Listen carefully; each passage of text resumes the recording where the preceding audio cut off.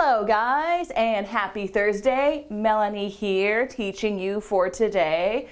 Okay, who's in the classroom today? Let me know and just say hello. How are you guys doing?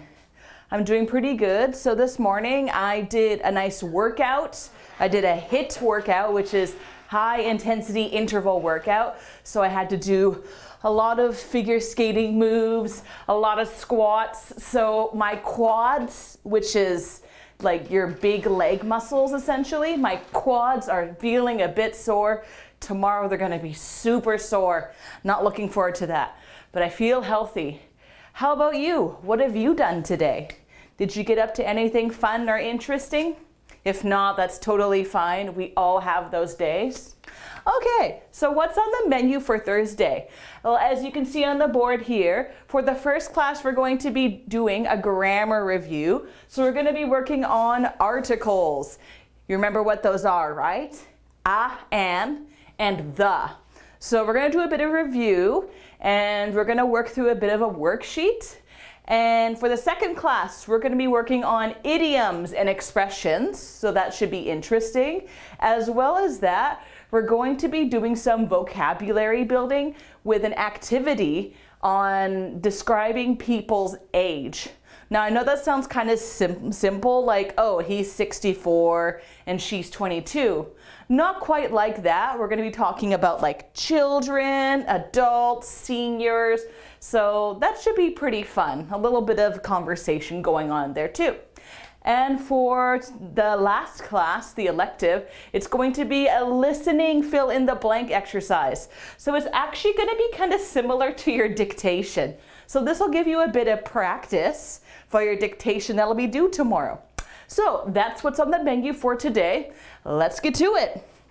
First off, I built a little table here. And so we're going to talk about the differences, when to use definite articles, blah, and when to use indefinite articles.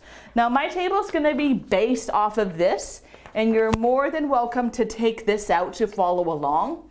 You don't have to, that's totally fine, but whether you do or not, this is useful for you to look at home on your own time if you want.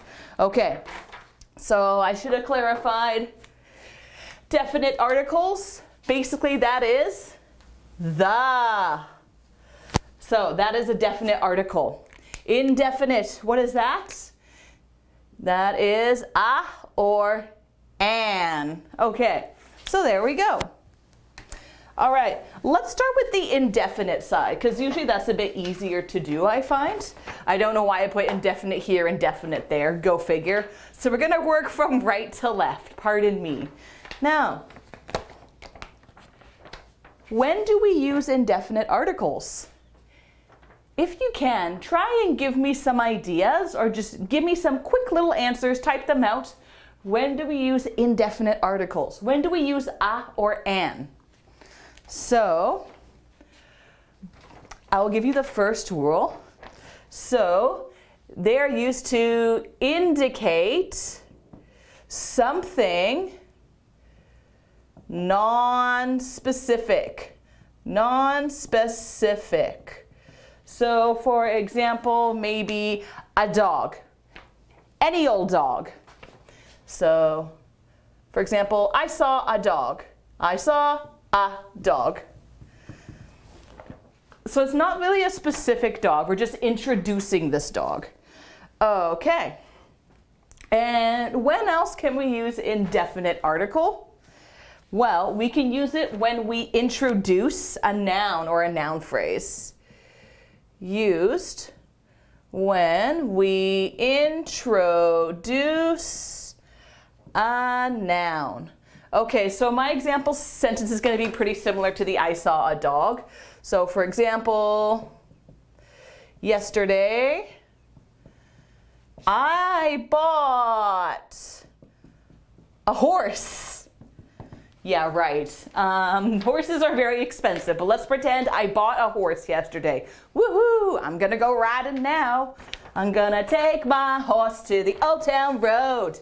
Okay, and when else can we use indefinite articles? I don't see anyone writing any responses yet. That's okay. What about, can we use it for singular nouns or plural nouns? What do you think? I'm gonna let you guys guess. So, singular or plural? Which one? I want you to type in the answer. Just type in one of these, okay? When can we use an? Nouns, okay. And,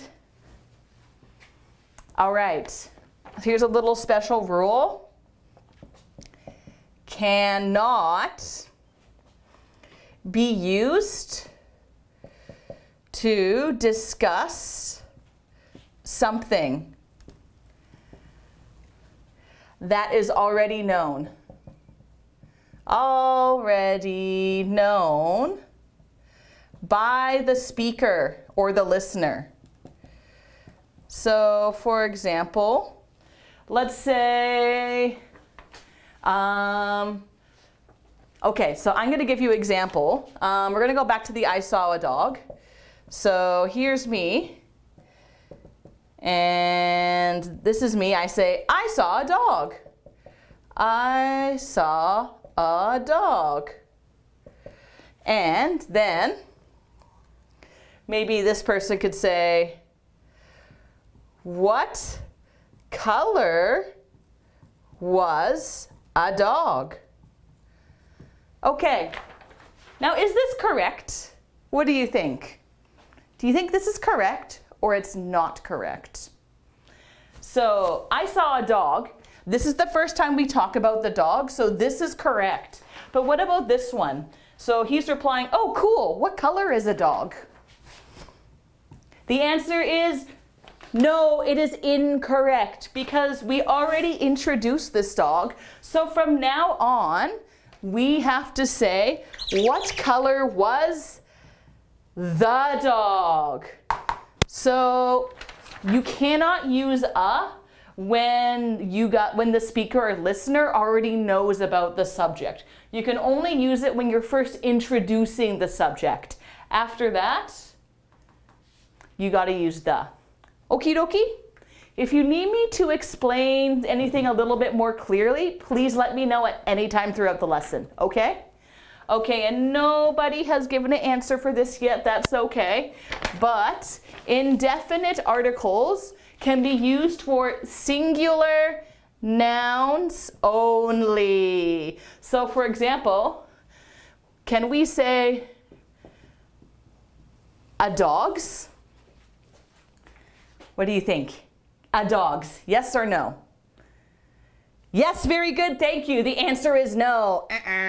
You don't say a dog's, you can just say dogs. I saw some dogs yesterday. Okay. All right, I think that's most of the rules. Oh, I forgot one more.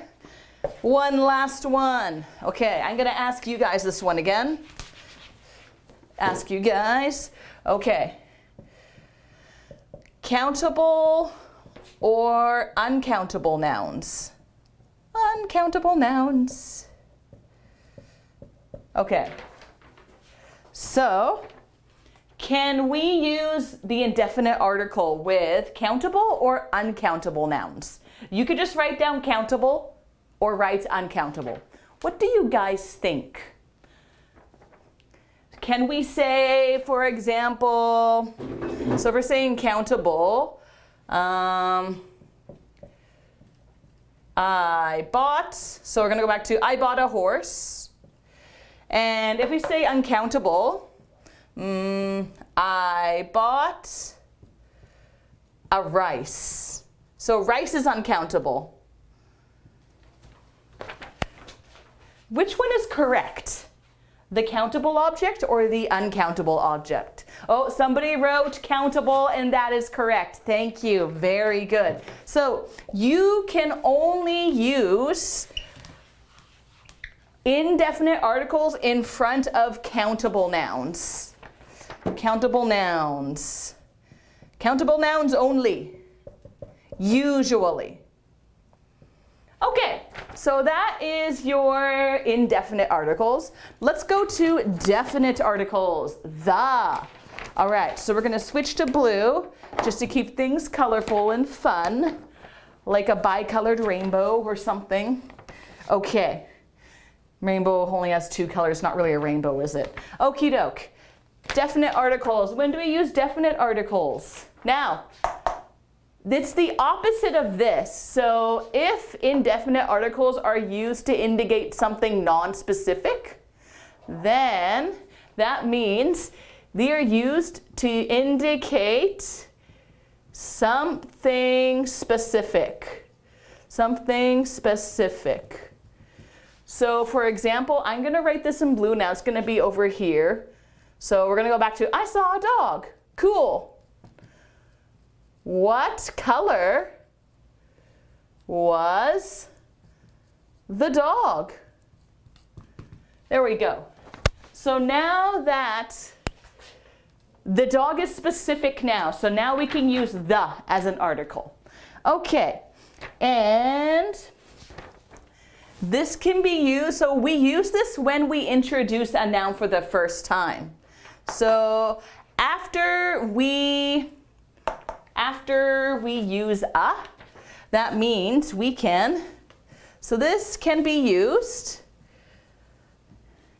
after introducing a noun. Introducing a noun. Okay, so back over here, yesterday I bought a horse. So that person's gonna say, wow, what did you name the horse? So once again, because we talked about the horse, we introduced it, and now we're asking information on it. So after it's been introduced, we can say the. Alrighty. So, can be used with, okay, so you got two options. Singular, plural nouns.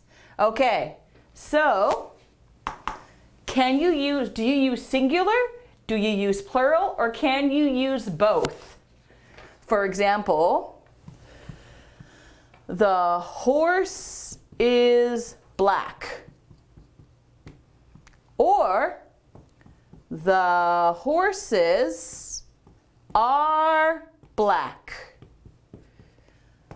Which one is correct? Or are they both correct? Or are they both wrong? So this is A and this is B. Which is correct? A, B, or both? Please type in your answer. I'll give you a minute to answer the question. Okay, and so this, remember, for indefinite article, can't be used to discuss something that is already known by the speaker or listener. So it's the opposite for this one, which means the is used to discuss something known by the speaker and listener. By the speaker / listener. So I'm going to give an example. Everybody knows about the sun in the sky because there's only one sun. So here is an example. The sun is so bright. Very simple sentence, I know. But because we all know about the sun, the speaker, the listener, so we can refer to this as the sun. All right. And I see nobody has given me an answer, but the answer for this singular plural, you can use it for both. A and B are both correct. Can be used for singular and plural nouns. And last rule, can we use this with countable or uncountable? Countable, uncountable, nouns. Okie dokie. What do you guys think? So I'm going to give another example.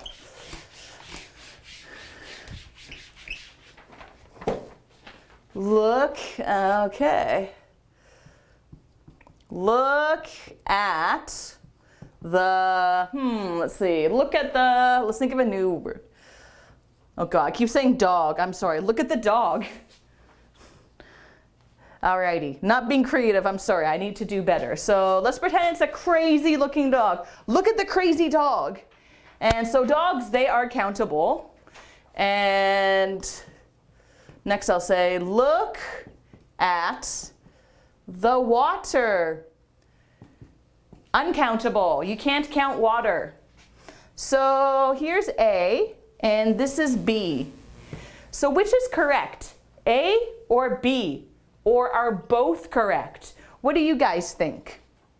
Any thoughts? Any answers?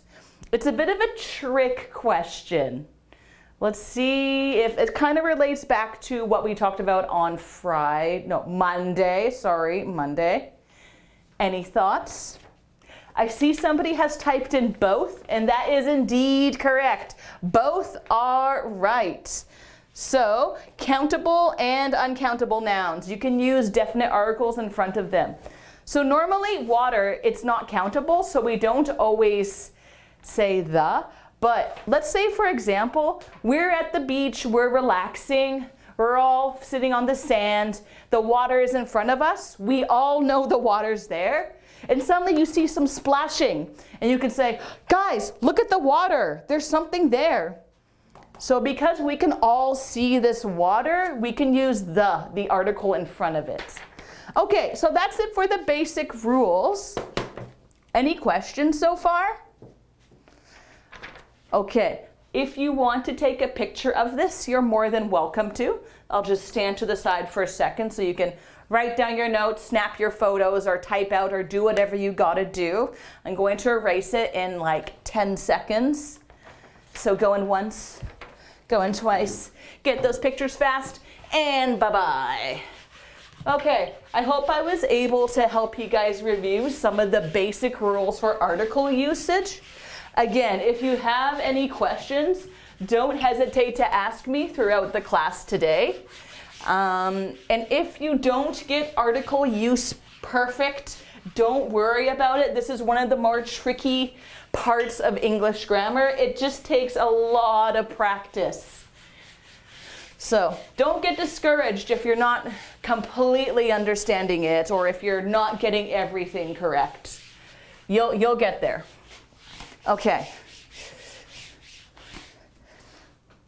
Okay, I'm gonna give you a quick little quiz, very quick little quiz. All right. Apple. Okay, apple. So, is this correct or is this incorrect?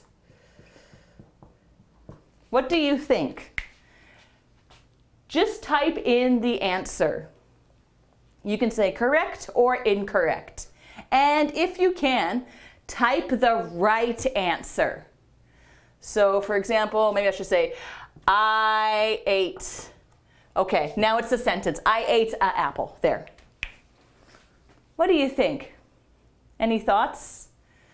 And I'm gonna write down one more little quiz question. I saw bears. There we go. Correct or incorrect? What do you think? Any thoughts, guys? Okay, so I've got 2 questions here for you. I ate an apple. I saw a bears. What are your thoughts?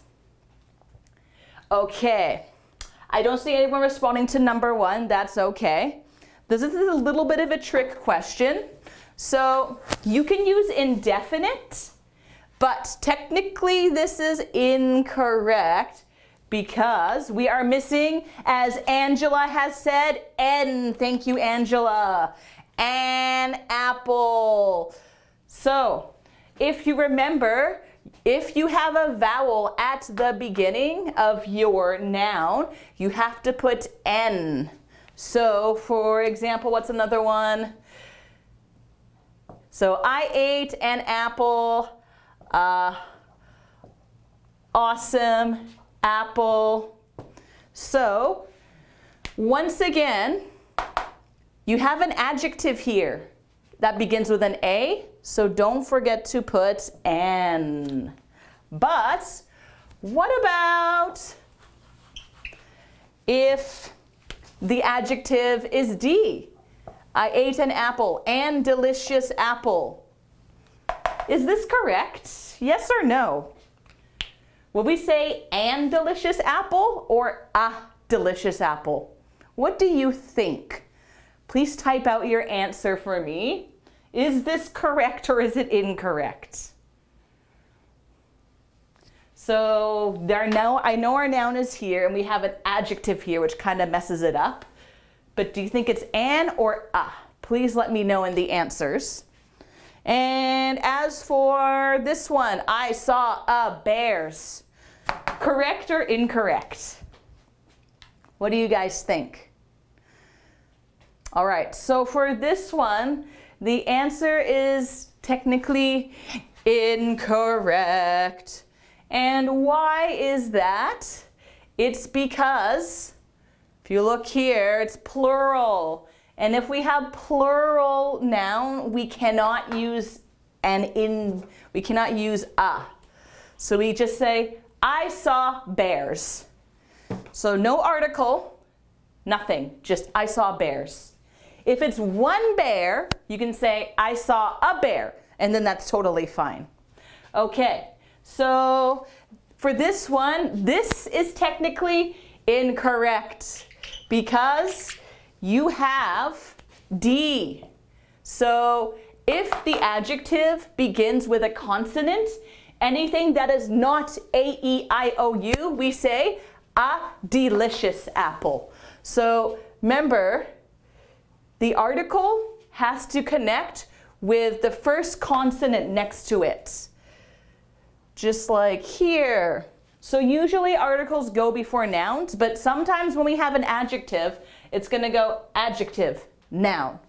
Okie doke. All right, are we good? I hope we're all right.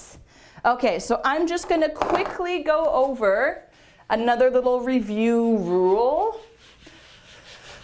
Erasey, erasey, erasey, erasey. Bye-bye, bears. I haven't seen any bears this year yet, but maybe I will later. Okay. So, I have a confidence in myself. Okay, remember this word, confidence? It was from our reading yesterday. So the belief that you can do something. So remember I did the trumpet playing thing where I said I had no confidence in playing the trumpet, but I practiced. Now I have confidence in playing the trumpet because I practiced. I have a confidence in myself. So is this correct or is it incorrect? What do you guys think? Confidence. This is something you can't really touch it and you can't count it. 1 confidence, 2 confidence. No, you can't count it. This is uncountable. And for most of these concepts like love, joy, anger, sadness, they are not countable. So is this correct or incorrect? What do you guys think? And if you can, maybe type in the right answer. Just let me know. Okay. Any thoughts? Going once? Going twice? What do you think?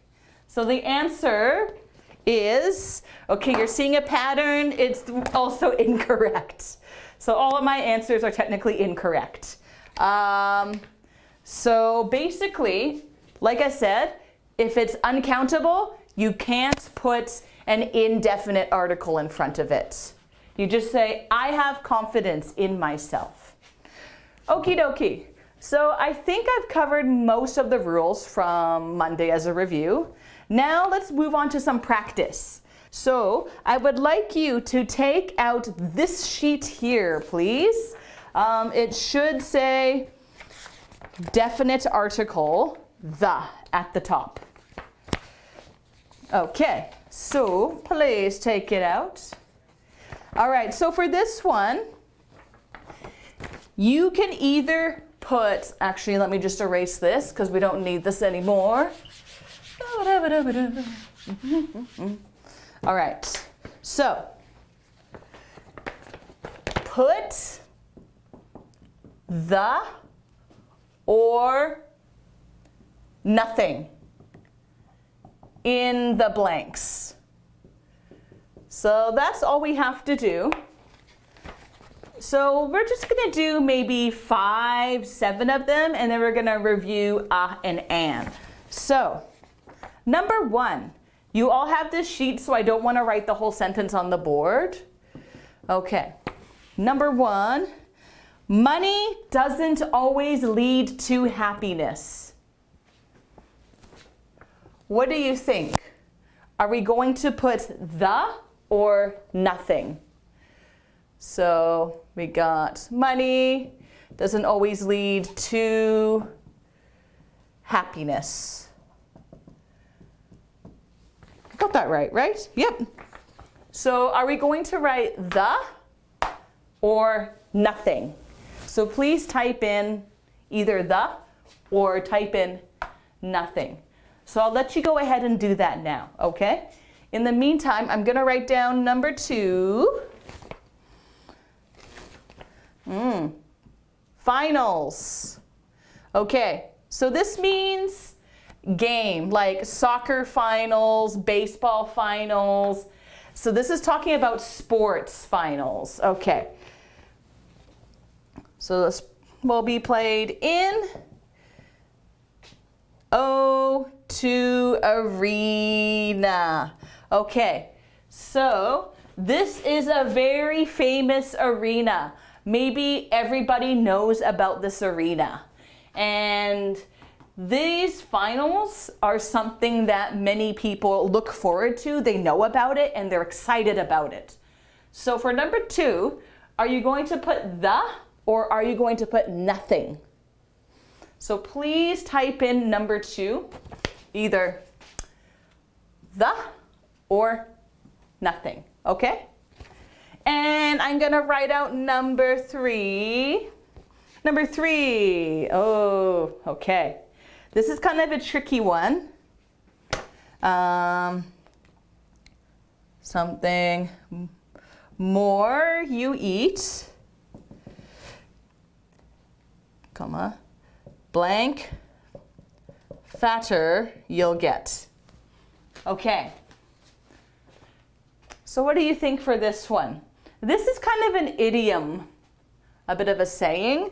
So this one, it might be kind of difficult to guess, but I'd like you to try anyway. This is a bit of an exception. Okay, so number 1, I don't see any answers, unfortunately. That's okay. Okay, so here, we're not going to put anything. Money doesn't always lead to, and again, happiness, we don't really count it, and it's not definitive, so we don't have to put an article in front of there. Okay, so we can just leave number 1 blank. Easy peasy lemon squeezy, no writing involved. All right, number 2, any thoughts? Finals will be played in O2 Arena.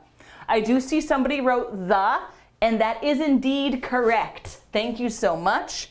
The finals. So these are this is like games plural that everyone knows about. Big famous arena everyone knows about. Only one arena. So the finals will be played in the O2 Arena. So because people know of these and they're kind of famous, we can use the. Okay. Here, number 3. Okay. Again, this is quite tricky because we're actually going to put the more you eat, the fatter you'll get. Normally, we don't put the in front of more. So for example, I want more chocolate. I want more money. Typically, we don't put the in front of it. And same with comparative adjectives. We don't put the fatter or the happier. So for example, I want my coffee to be hotter. It's too cold.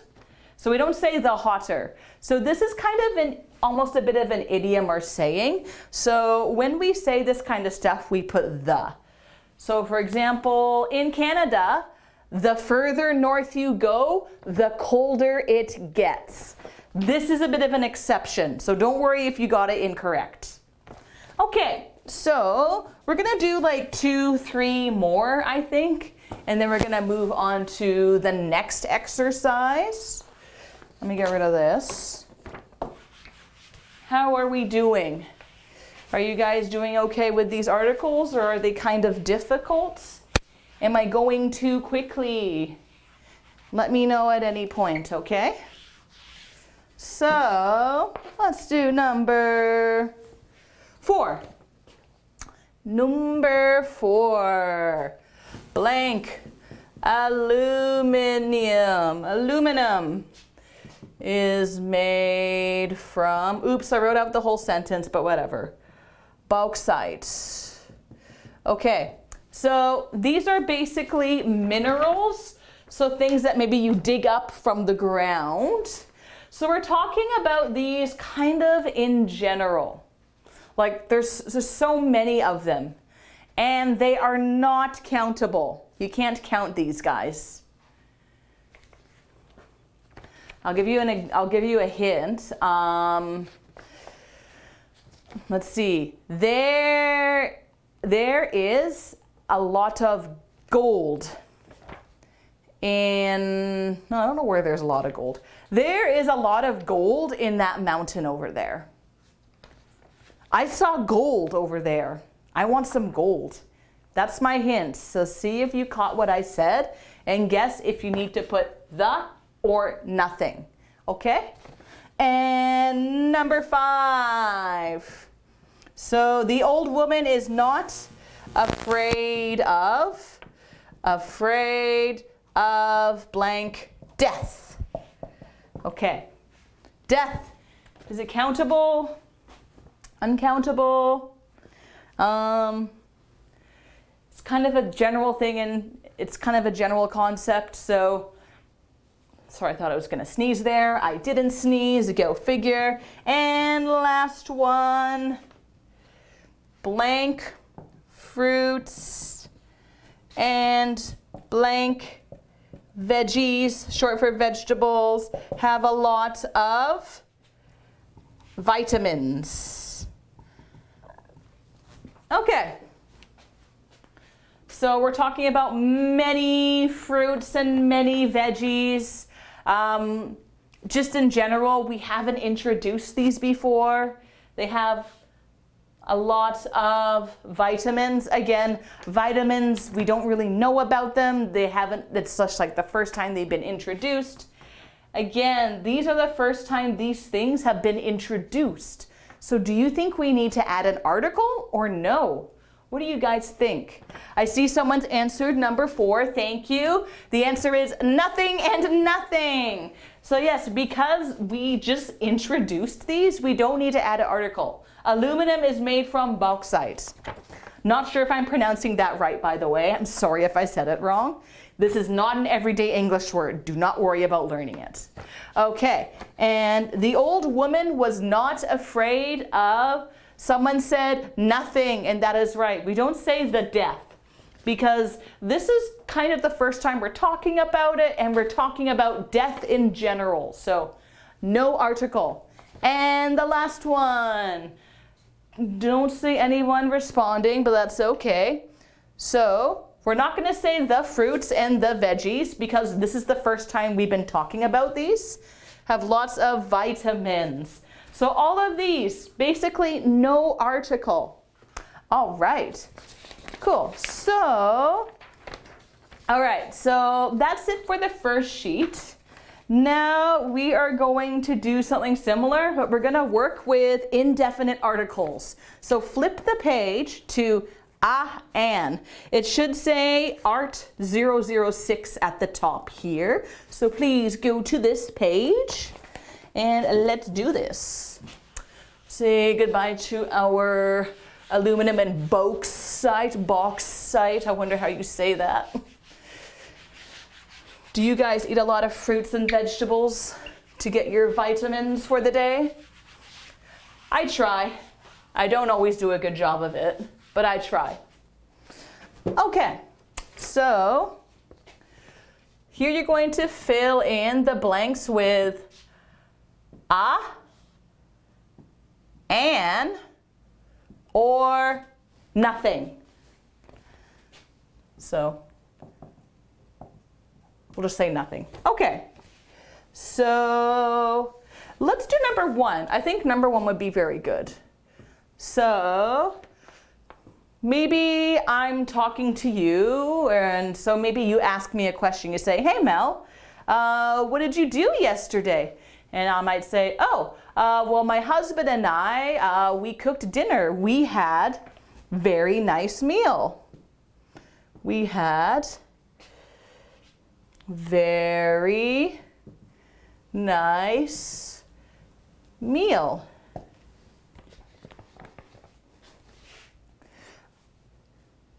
What do you think? We're just going to do the first half of this, I think, because there might be a mistake in here. Okay, so are we going to say a very nice meal, and very nice meal, or nothing, no article? Please type in your answer, an, or nothing. Go ahead. Okay. And number two, are you interested?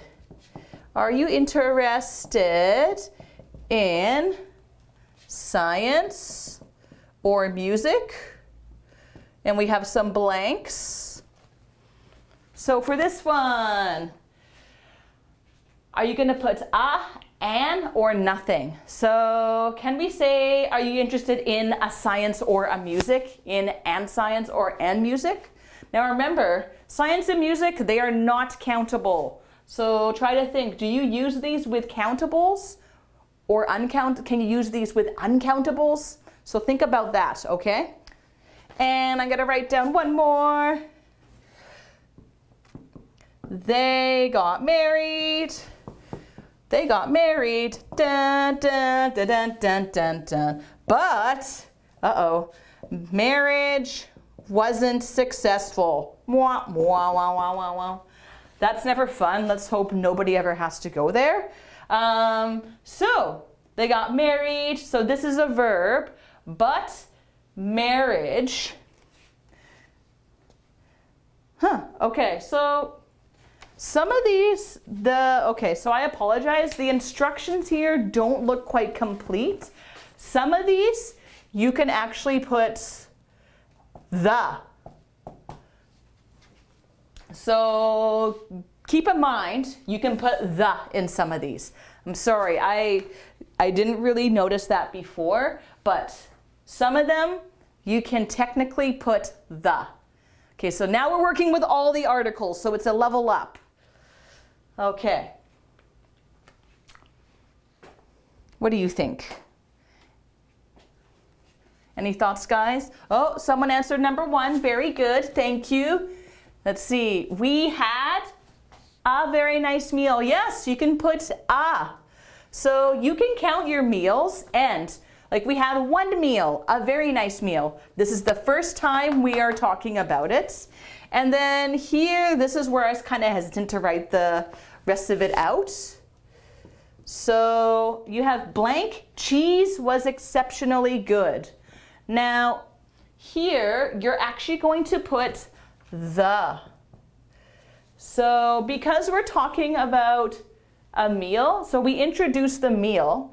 In the meal, we had maybe some cheese, roast beef, chicken pot pie, all the good stuff. Oh yeah, it was a feast, baby. And in the meal, the cheese was exceptionally good.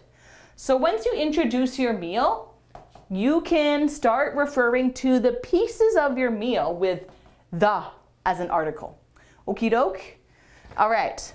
Number 2, are you interested in, all right, and somebody wrote nothing. That's right, we don't count science and we don't count music. And this is the first time we're kind of talking about it, so we don't need an article. In fact, usually we don't use an article in front of these. All right, good stuff. And number 3, any thoughts? So they got married, but marriage wasn't very successful. What do you think? Are we going to use a marriage and marriage, nothing, or the marriage? What do you guys think we're going to add? I see somebody wrote the marriage, and that is indeed correct. Very good. The marriage.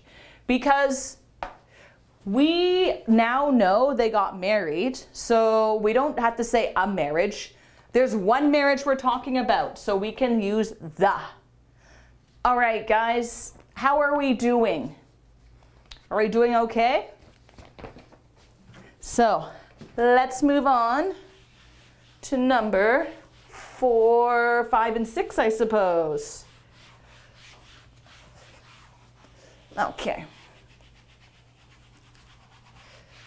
Okay, let's do number 4. Might be a bit of a tricky one, but that's okay.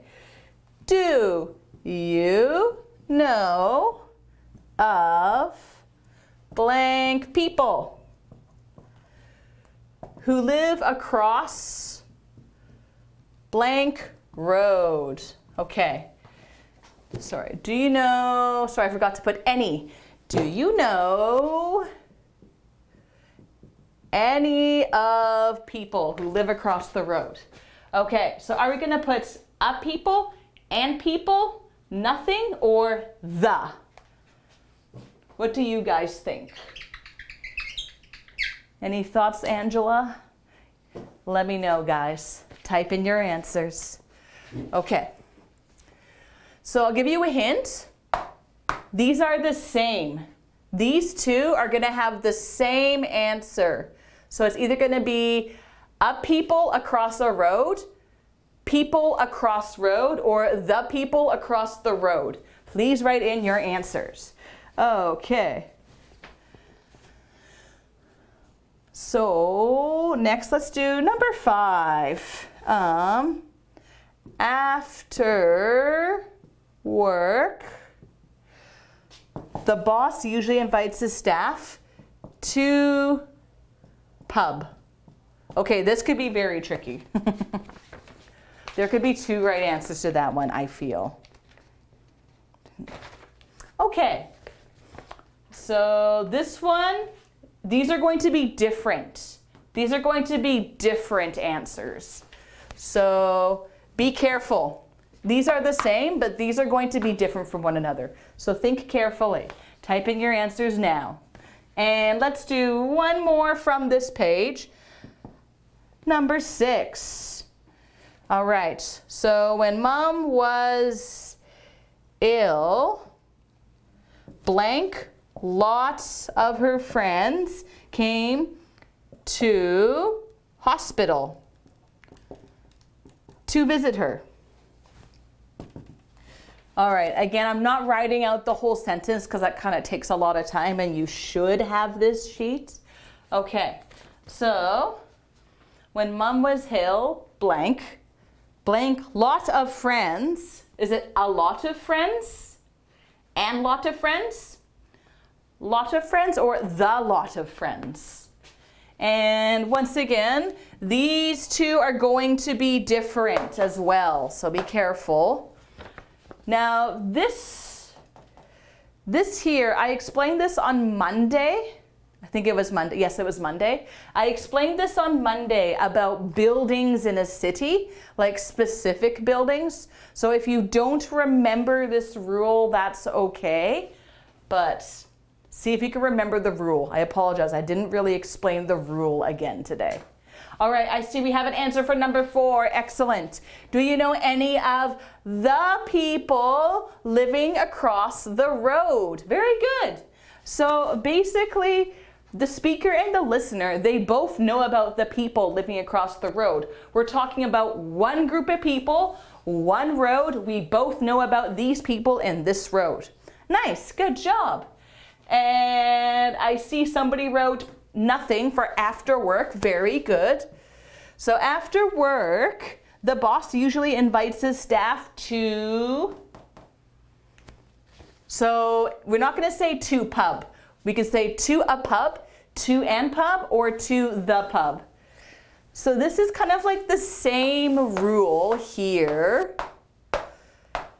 Any thoughts? Okay, so the answer is we say to the pub. So if you say to a pub, technically that could be correct because there's a lot of pubs in the city, especially in Vancouver. We have like 20 pubs or more. So, but maybe these people, they go to one pub all the time, the same time. So then we could say the pub. And it's a similar rule to this, where you typically kind of talk about a building as though it's like one building we all know. The mall, the grocery store, etc. Okay, number 6. When mother was ill, somebody wrote, yes, a lot of people or a lot of friends. Okay, so typically we always put in front of lot. So for example, today I ate a lot of food for breakfast. I felt so sick. Ugh. So almost always we say a lot of. So when mom was ill, a lot of her friends came to. So what do you guys think the answer is here? So remember, we say, I went to the pub, had a pint. Now I'm gonna go to the library to borrow some books. So we're gonna say, a lot of friends went to the hospital to visit her. All right, so again, this is a rule I didn't really explain earlier, and I apologize. But when you're talking about facilities in the city, typically, not always, but usually you're going to use the.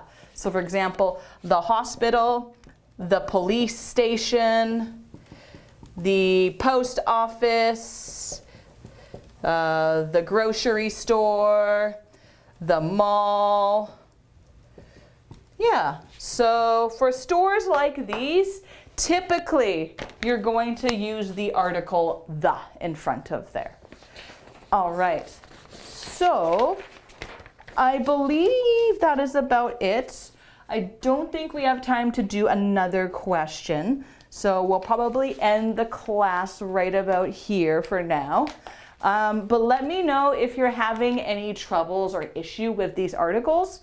But tomorrow we're gonna do a bit more review with these, so don't worry too much if you're still having trouble. I notice people are being kind of quiet today with this. So you got one more chance tomorrow to give it a shot. And remember, this is going to be on your quiz that will be due on Monday. So I do want you to make sure that you try to practice these, okay? What I recommend is that you try some of these exercises at home by yourself when you have time. And the answers are on the back, so you can check your own answers, okay? All right, so we're gonna end the class here, and we're gonna take a 10-minute break, and we're gonna be doing some idioms and discussion afterwards. Woohoo! Have a nice break, and we'll see you soon. Bye-bye.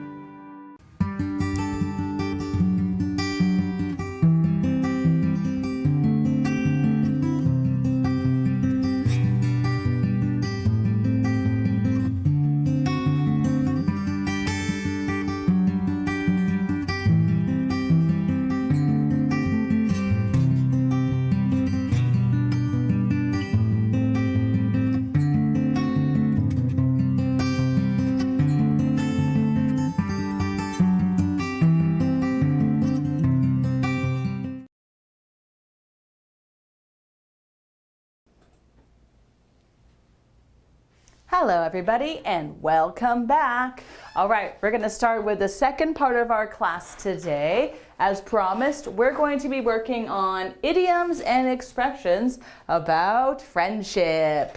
Okay, some of these might sound familiar from Monday. One or two of them you might remember. So I would like you to please pull out this sheet here. We're not going to do every single idiom. We're just going to do maybe about 8 of them, depending on time, because I also want to do this later. So let's do this first. Okay, so let's do number 1. Okay, to get to know. To get to know someone. Okay, so typically this is where you write someone's name or a person. So what is to get to know someone? So usually this means you start to know someone better. So when you first meet a friend, you don't know them very well. So you spend more time with them, you talk more, and you get to know them better. So I'll give you an example sentence. I met my friend Alex when did I meet her? In 2011. Over that year in 2011, I got to know her well. We're still friends today. This is my friend who moved over to Victoria, by the way.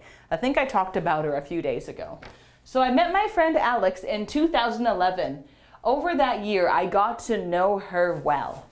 So that's how you use that idiom. That's just one example. Okay, I'm gonna do 1 or 2 more idioms, then I'm going to be asking you some questions, okay? So, be prepared, get thinking about some of your good friends. For example, think about a friend that you got to know well, because you're going to be talking about them. Okay, we're going to do number 4. Let's do number 4. Okay, number 4, to go back years. To go back years. So to go back years means you know someone for a long time. Okay, so for example, let's do a Harry Potter example. So for example, Harry Potter and Ron Weasley are both, let's say they're 36 years old now, are both 36 years old. They go back years. So, they go back years with one another. With one another. They go back years with one another. They first met. How old was Harry Potter and Ron Weasley when they met? They first met when they were 10 years old. They were just going to Hogwarts. They were just becoming wizards when they were 10 years old. Sorry, that got a bit young. And that is a very messy they. They first met. Okay, so that's my example. Oops, to go back years. Another way you can say this, you can say to go way back with someone. So this is the same thing. This is the same idiom. I feel like I might hear this a little more often than this one, but both of these are correct. It basically means you've known someone for a very long time. Like maybe since you were a child or since you were like in university and now you're much older. Okay, so these are the 2 idioms that I have just introduced. Now I'm going to ask you guys some questions. So I'm going to ask you a question regarding number 1. Okay. Okay, number 1. Did you, okay, this is specifically, I suppose, targeting people who've been to GC. Did you get to know any students at GC? Did you get to know any students at GC? So this is back before the school had to close, unfortunately. So for example, I could say, yes, I got to know many students at GC. Because I was a teacher, I taught quite a few students who would come into my class. And in the afternoon, I would teach different levels, like level 4, level 5, level 6. So I got to know many students at GC. Now you were a student and you would have been, well, one class, and then you might, go to another class, level up. So maybe you got to know quite a few students too. So you could just type in yes or no, and you could tell me how many students. Yeah, maybe how many? Approximately. If you don't know the answer, that's okay. So yeah, please type in your answer. I want to know, how many students did you get to know at GC? Ready, set, go. Okay. And next question I'm going to ask. Don't stop typing, keep typing in your answer. Just keep typing while I'm speaking. Okay, so this is to go back with someone. Okay. Do you have any friends? Do you have any friends you go back years with? Do you have any friends you go back years with? And how many years have you known them? Have you known them? Okay, so my example for this idiom, oopsies, totally dropped that, sorry. Okay, I have one friend I go back years with. She's a friend from elementary school. Man, okay, so I'm 30.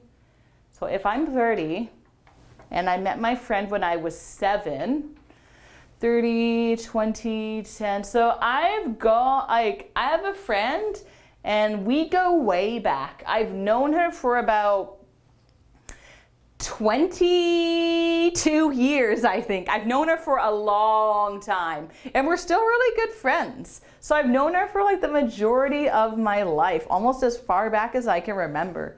So yeah, that's one friend I go back with. She went to my elementary school, my high school. We still see each other sometimes. Yeah. Do you have any friends you go back with? You go way back with? How long have you known them for? Angela, do you have any friends that you go back years with? How long have you known that friend? Type in your answers and let me know. Okay. I see someone said, yes, they got to know some students at GC. Thank you. They didn't say how many. That's okay. It's kind of hard to count how many students you know. So no worries. Thank you for your participation. Okay, so keep typing your answer for this, okay? I'm gonna move on to the next idiom. A healthy relationship. Number 7A. Healthy relationship. All right, what is a healthy relationship? Well, you can probably take a pretty good guess because, eating healthy food means you're eating, good food. You feel well, you feel great if you eat healthy food. If you're eating pizza and candy all the time, you're not gonna feel good. You're gonna feel bad. So if you have a healthy relationship, you're going to feel good. You're going to feel happy and comfortable. So a healthy relationship, this is commonly heard with, it can be like co-workers can often use this, or with boyfriend, girlfriend, girlfriend, girlfriend, whatever your orientation is, or married couples. This is commonly used. So, for example, I hope to continue having a healthy relationship with my husband in the future. So before my husband and I actually started dating, he and I were friends for like 10 years. As friends, I think we had a pretty healthy relationship. And while we were dating, we had a fairly healthy relationship. We didn't fight or argue that much. And we tried to communicate our feelings really well and, you know, try to be nice to each other. Don't put each other down, don't be mean to each other. And I hope this continues while we're married. I think most married couples and most people dating want to have a healthy relationship with their significant other. Of course, this is important in friendships too. You want to make sure you have, a good friend who's not going to bully you or be mean to you. A healthy relationship with friendships is really important. Okay, so I see nobody answered this question, which makes me sad. Boo-hoo. Okay. I'll give you guys another idiom. Idiom number 8. To have a lot in common. To have a lot in common. So what does this mean? To have a lot in common means to share similar interests. So let's say, for example, in high school, I met a friend and we had a lot in common. For example, I liked anime. She liked anime. She liked to write stories, and I liked to write stories. She had a goofy sense of humor. I kind of had a goofy sense of humor. And yeah, she was a little shy, and I was a little shy. So yeah, my friend and I, we had a lot in common, so we kind of got along easily. So my friend from high school and I have a lot in common. Let's see. For example, we're both from North Vancouver, with the obvious. We're both from North Vancouver. We both love hiking. And we both love to travel. Okay, so that's an example of a friend I have a lot in common with. All right, so do you guys have any questions about these idioms so far? Let me know if you want me to make more examples so you can kind of understand the idiom better. It's no problem. Okay, so I'm going to erase this and I'm going to write down a question for you. Okay, so what does a healthy relationship look like? Okay, so this might be a little bit of a challenging one. So what does a healthy relationship look like? This is not just like marriage or dating, but this is also about friendship. It can be any kind of relationship or even working relationships, like your boss and employee, or employees together. That's totally fine too. So what does a healthy relationship look like? For this, you can just type in like 1 or 2 words. So for example, I'm going to put good communication. Good communication. So, you're talking a lot, making sure you understand one another. So that's one example. You could just write something similar. So please give me your answers. Maybe like 2 more answers, okay? What does a healthy relationship look like? Okay, to have a lot in common with. Let's get rid of this. Okay. Okay, so this is going to be kind of a multi-part question. Do you have a lot in common with A, your siblings? So this is like your sisters and your brothers. Do you have a lot in common with your siblings? B, do you have a lot in common? Actually, I'll talk about my siblings. So for this one, kind of, but not really. One of my older sibling, I think I have some stuff in common. We both kind of have a similar looking face and kind of similar body. Like her and I look very similar in that sense. She has much shorter hair though, so we're very different in that part. I think, but aside from that, I don't know if we have too much else that is similar. My little sister, we don't have a lot in common with each other. My little sister and I are very different. We look different, and we also have very different personalities. So I don't have very much in common with my siblings. No. B, your friends. Or you could just say a friend. You could just choose one friend if you like. My friends, yeah, I think I have more in common with my friends, and that's probably why I became friends. Back in high school, we were all kind of quiet. We liked drawing pictures and writing stories. We liked anime, and we weren't very popular. So with my friends, had a lot of common, still have some stuff in common.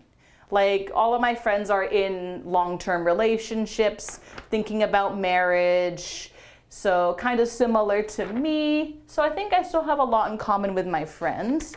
And C, your partner or spouse. So that could be your boyfriend, girlfriend, your husband, your wife.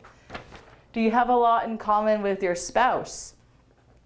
Me, background, no. He grew up in a different part of Vancouver, and he had a very different lifestyle from me when I was growing up, like almost the opposite. But our personalities are very similar. We share a lot in common.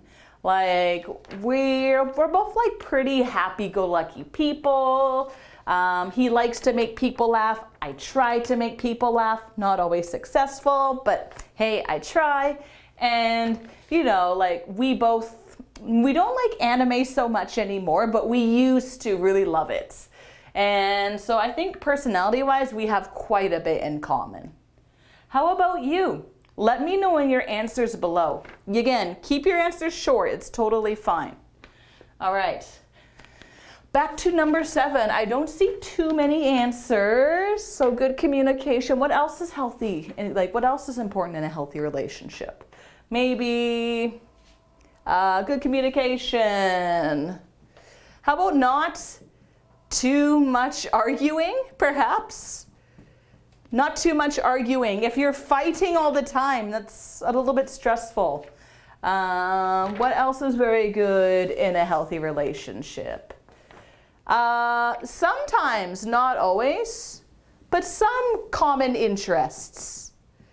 So that refers kind of to number 8. So do you have a lot in common? So common interests, liking similar things. It could be good because then you can talk about something. So it could be something similar as, oh, I like cats. You like cats too? Awesome. I have a cat. And then you could just kind of have a conversation on that. Yeah. Okay. So that was number 7. Please feel free. Please type out any answers for number 8 that you might have. I'm waiting. Okay.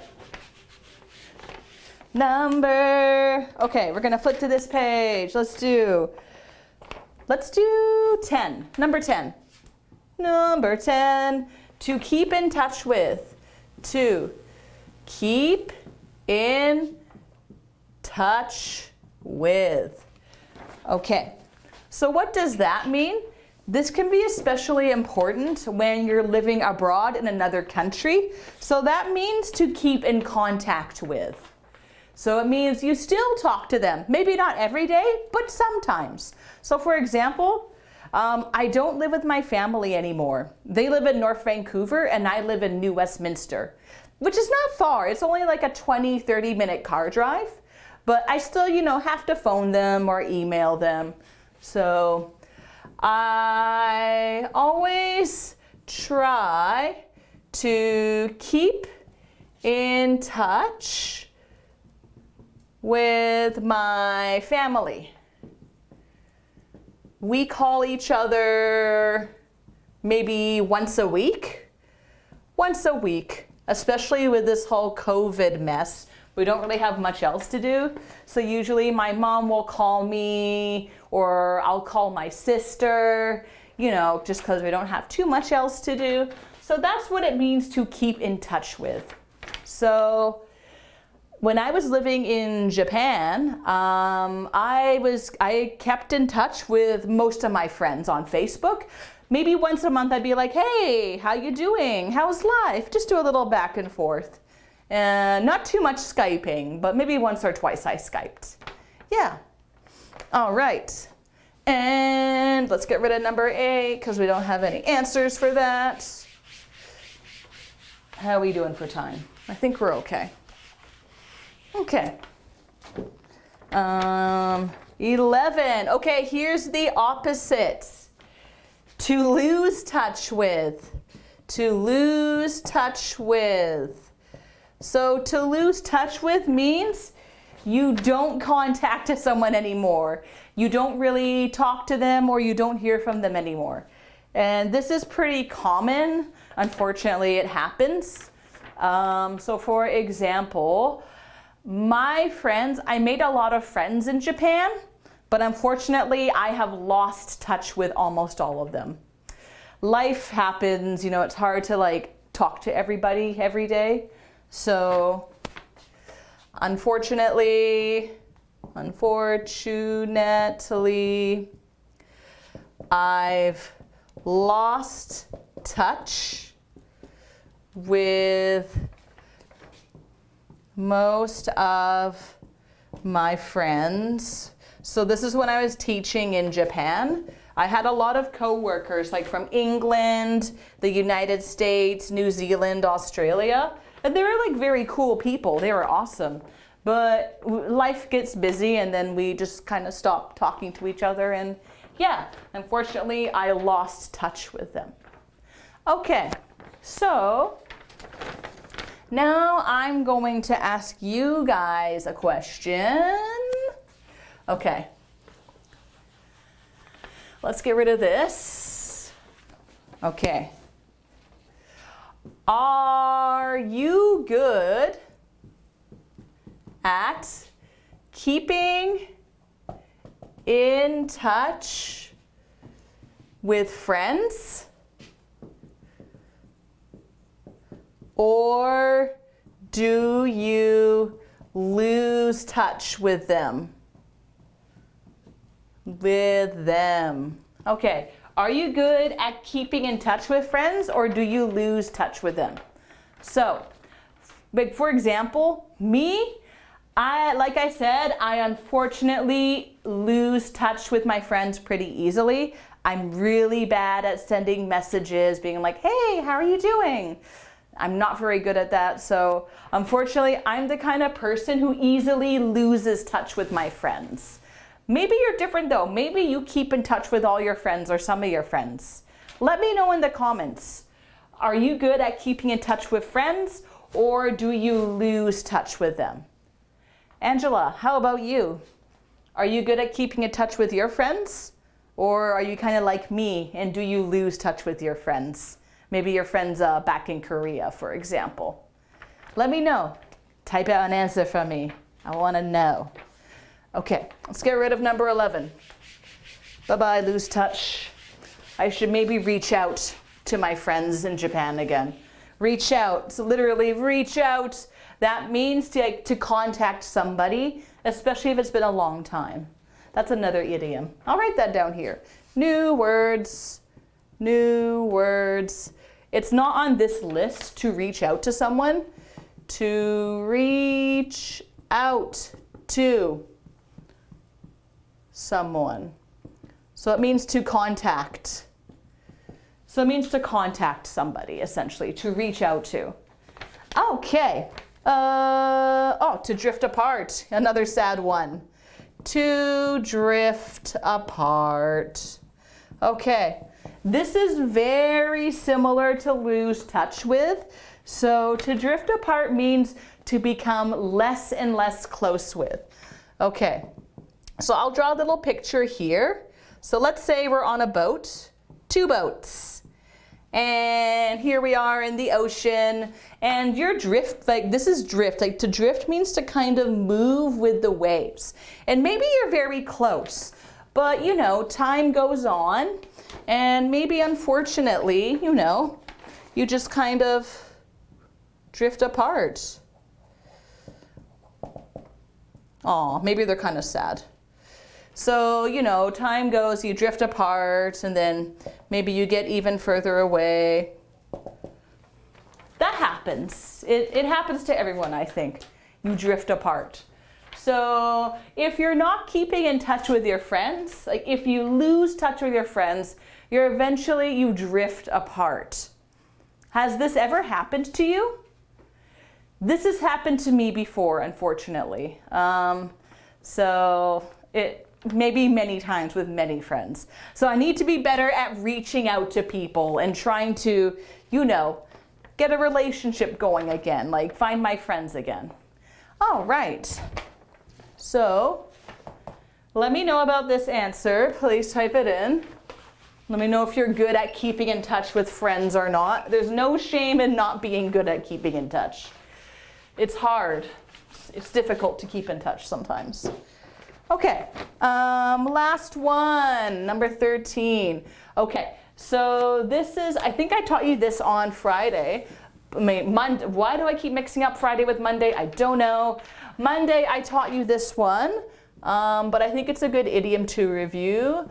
So, to fall out with. So if you remember, this means, you know, you have an argument, you get pretty upset, and because of that, then you stop being friends. Okay, not your friend anymore. Fine, bye. And then you go your separate ways. So that's what to fall out means. So if you fall out with someone, that means you had an argument and you're not their friend anymore. Okay. So this is just an example. It's not true.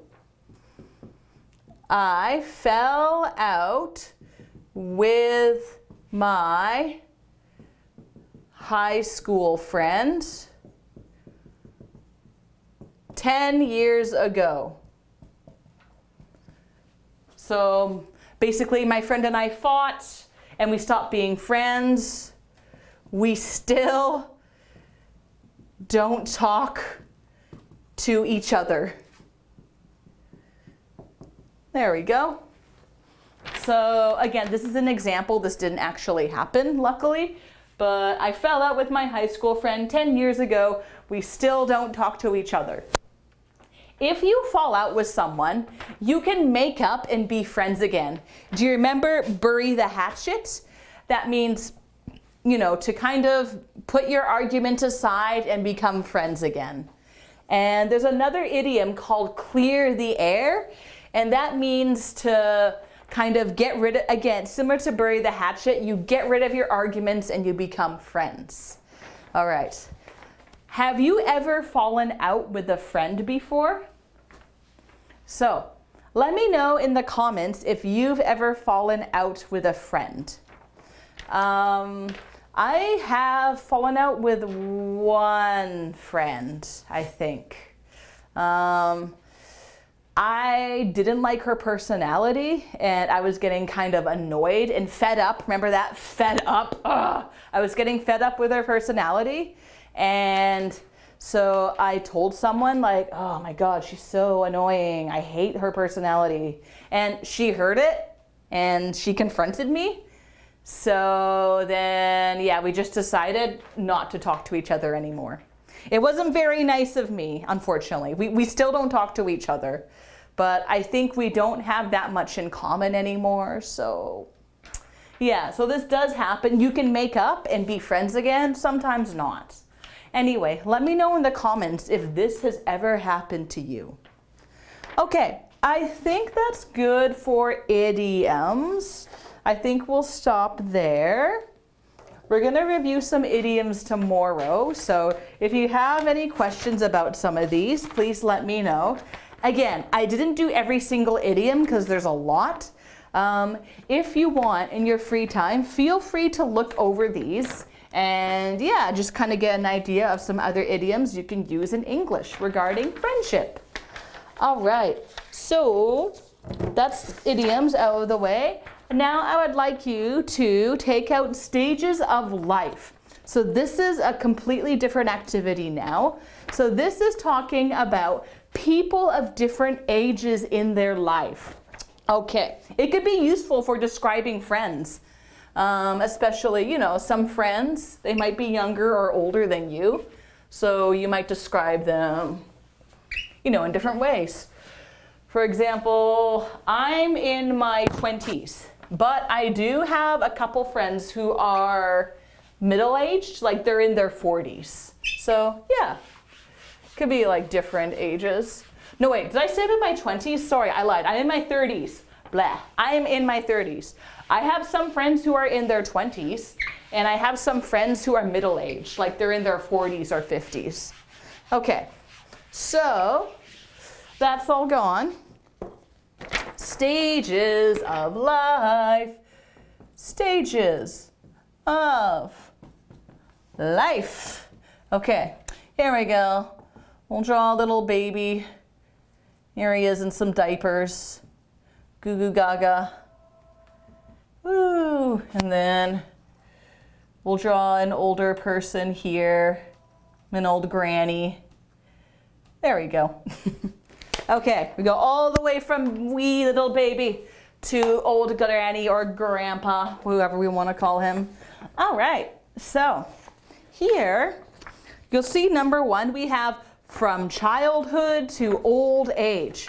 So childhood, what is that? That means the time when you are a child. So this is a noun, childhood. And we use it as one word, childhood. And then old age, so that's kind of referring to maybe 60s, 70s, you're getting older, maybe you're bending over a bit and you're a senior citizen. Okay, so what we have to do is we have all these words and we have to match them with the right age group. So you might know this and this might be easy, or this might be kind of difficult because some of these words might be different. They might be new words. Okay, so I'm going to write down our list of words. So we have 1, a child. So obviously they're going to be quite young. 2, a baby. Very young. 3, an adult. I think you all know what an adult is, hopefully. Number 4. Okay, this might be a new word for some of you. A toddler. A toddler. I'll give you a hint. A toddler, this is the way they walk. They toddle around. This is toddling. So we call this age group after a verb of like a way of walking. They don't walk very well. They don't really know how to walk well. So that's a hint for what a toddler might be. Okay, number 5. In your 20s, Okay, that's pretty obvious, I think. Number 6, in your 30s. Also fairly obvious, I hope. Number 7, middle-aged. This might be a new term for some of you. And number 8, retired. Or another word I like to use is senior. This is a pretty common term too. And number 9, last one, a teenager. Okay, so now you're gonna have to put the right numbers next to the appropriate ages. So I'm gonna do a couple for you. Let's do number 1 together. So number 1, a child. Okay, this could vary. It could vary on opinions, but typically a child is someone who is 2 to 12 years old. That's typically what we call a child in Western society. Okay, so I'm gonna leave baby, adult, toddler blank. Okay, in your 20s, this is fairly obvious, so I'm just gonna write it out now. So basically, you're 20 to 30 years old. Okay, so last year I was in my 20s, but now I'm in my 30s. So that's in your 20s. So this should be fairly easy. I'm not gonna fill this out for you. All right. Okay. All right, let's do baby together. This should be fairly simple, I think. Here's a little diaper monster or poopy diaper monster.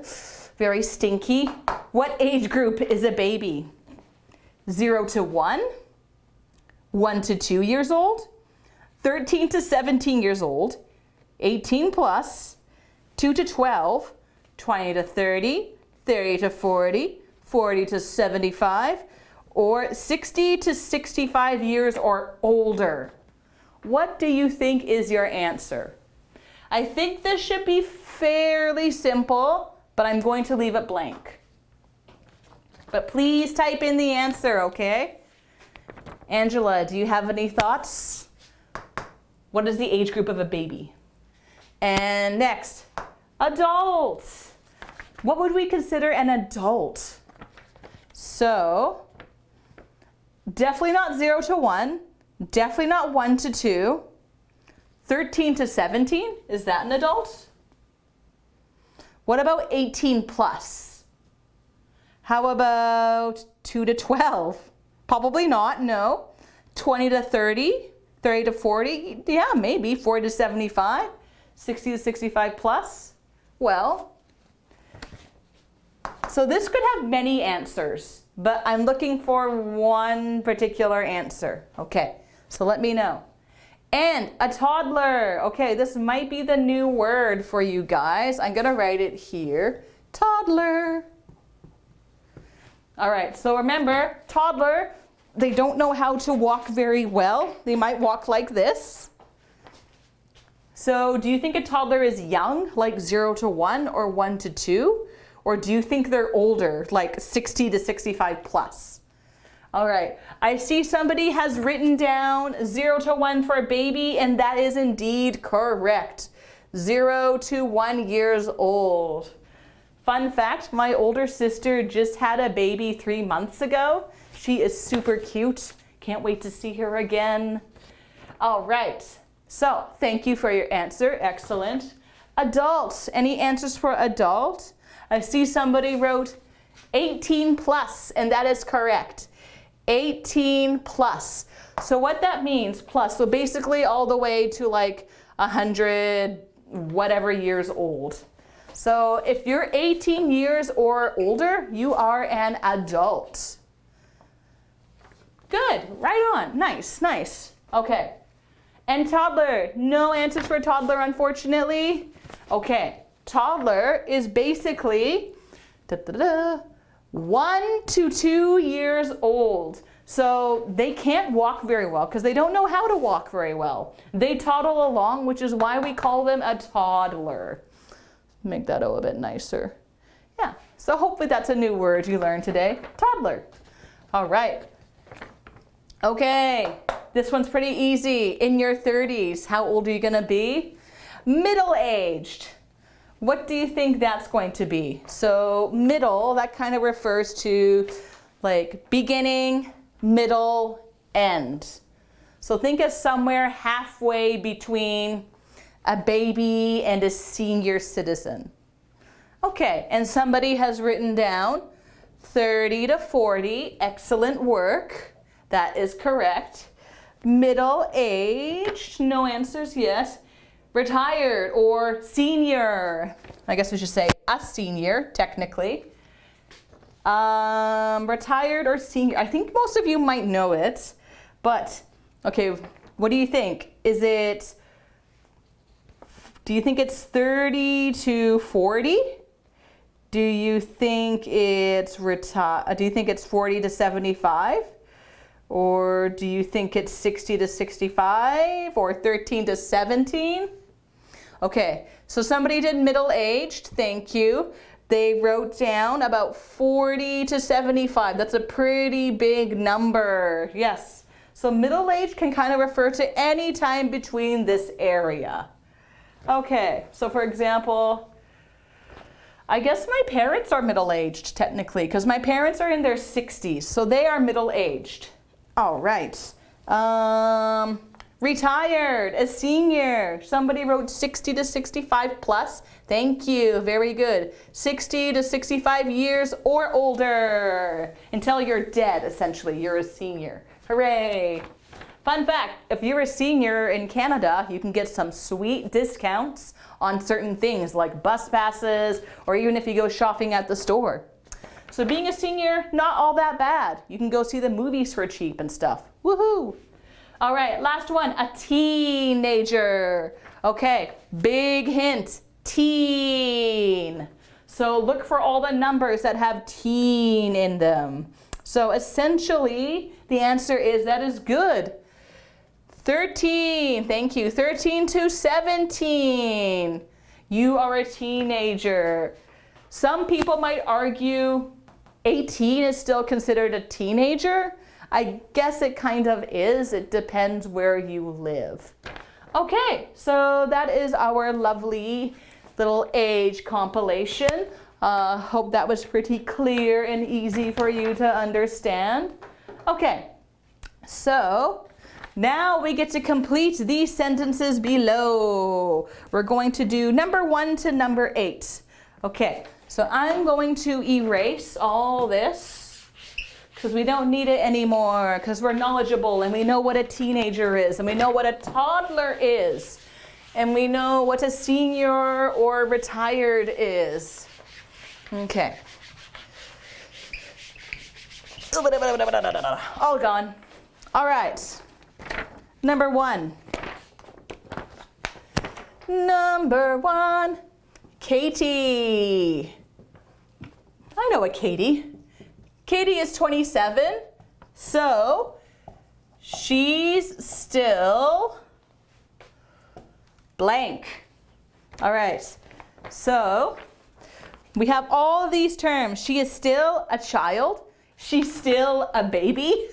I hope not. She's still an adult. She's still a toddler. She's still in her 20s, in her 30s, middle-aged, retired, or a teenager. 27, so she's still... Okay, I'll let you fill in the blank. And number 2, Sanjay. That's a cool name. Sanjay. Sanjay stopped working last month. He stopped working last month. He is now boink. Okay, so maybe he's been working for a long time and he's like, okay, I'm tired. I've worked 40 years. Time to relax. What do you think? Is he a child? A baby? Is he in his 20s? Is he middle-aged? Is he retired? Is he a teenager? Write in your answers below, please. Okay, and number 3. Jane is 17. Jane is 17. She isn't quite blank yet. So 17, that's pretty young. She is not quite.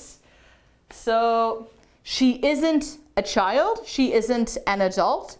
She isn't a toddler. She isn't retired. She isn't a teenager. So I'd like you to fill in the blank. All right. Any thoughts, Angela, for number 1 or 2 or 3? Any guesses at all? Let me know. Okay, I'm gonna get some water because I'm thirsty. There's still ice in here. Awesome. Nice and cold. I put lots of ice in my water so I can stay nice and cool in here and my water tastes fine. Okay, somebody answered number 1. And what did they answer? They answered in her 20s. That is correct. Good. So remember, Katie is a lady, so we're going to say not in your, but in her 20s. So make sure that you're using the correct pronoun. So she's still in her 20s. And what about number 2 for Sanjay? All right, somebody wrote retired, and that is correct. So Sanjay's probably like 60, 65-ish years old. He is now retired. So to be retired means you don't work anymore. Usually because you turn 60 or maybe you turn 65 and you're not working anymore. You are retired. Retired. So there we go. Something that everybody looks forward to in their life at some point, I think. My mother's retired. My father, not quite yet. He still works part-time. Yeah. Okay, and Jane, any answers? Jane isn't quite a teenager. Good try. Like, she still is a teenager. So she isn't quite an adult was the answer I was looking for. She is not an adult yet. She will be soon, next year. She's almost 18, but she's still a teenager. Okay, how are we doing, guys? Everything okay out in the front there?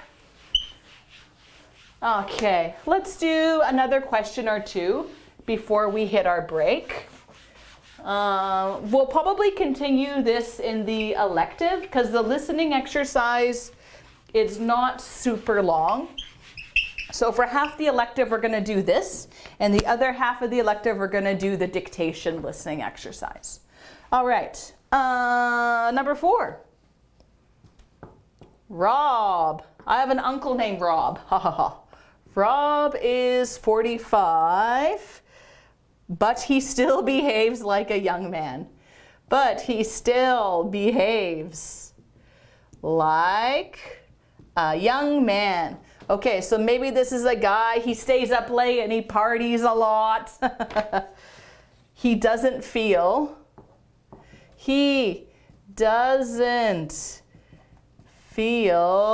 blank. Okay.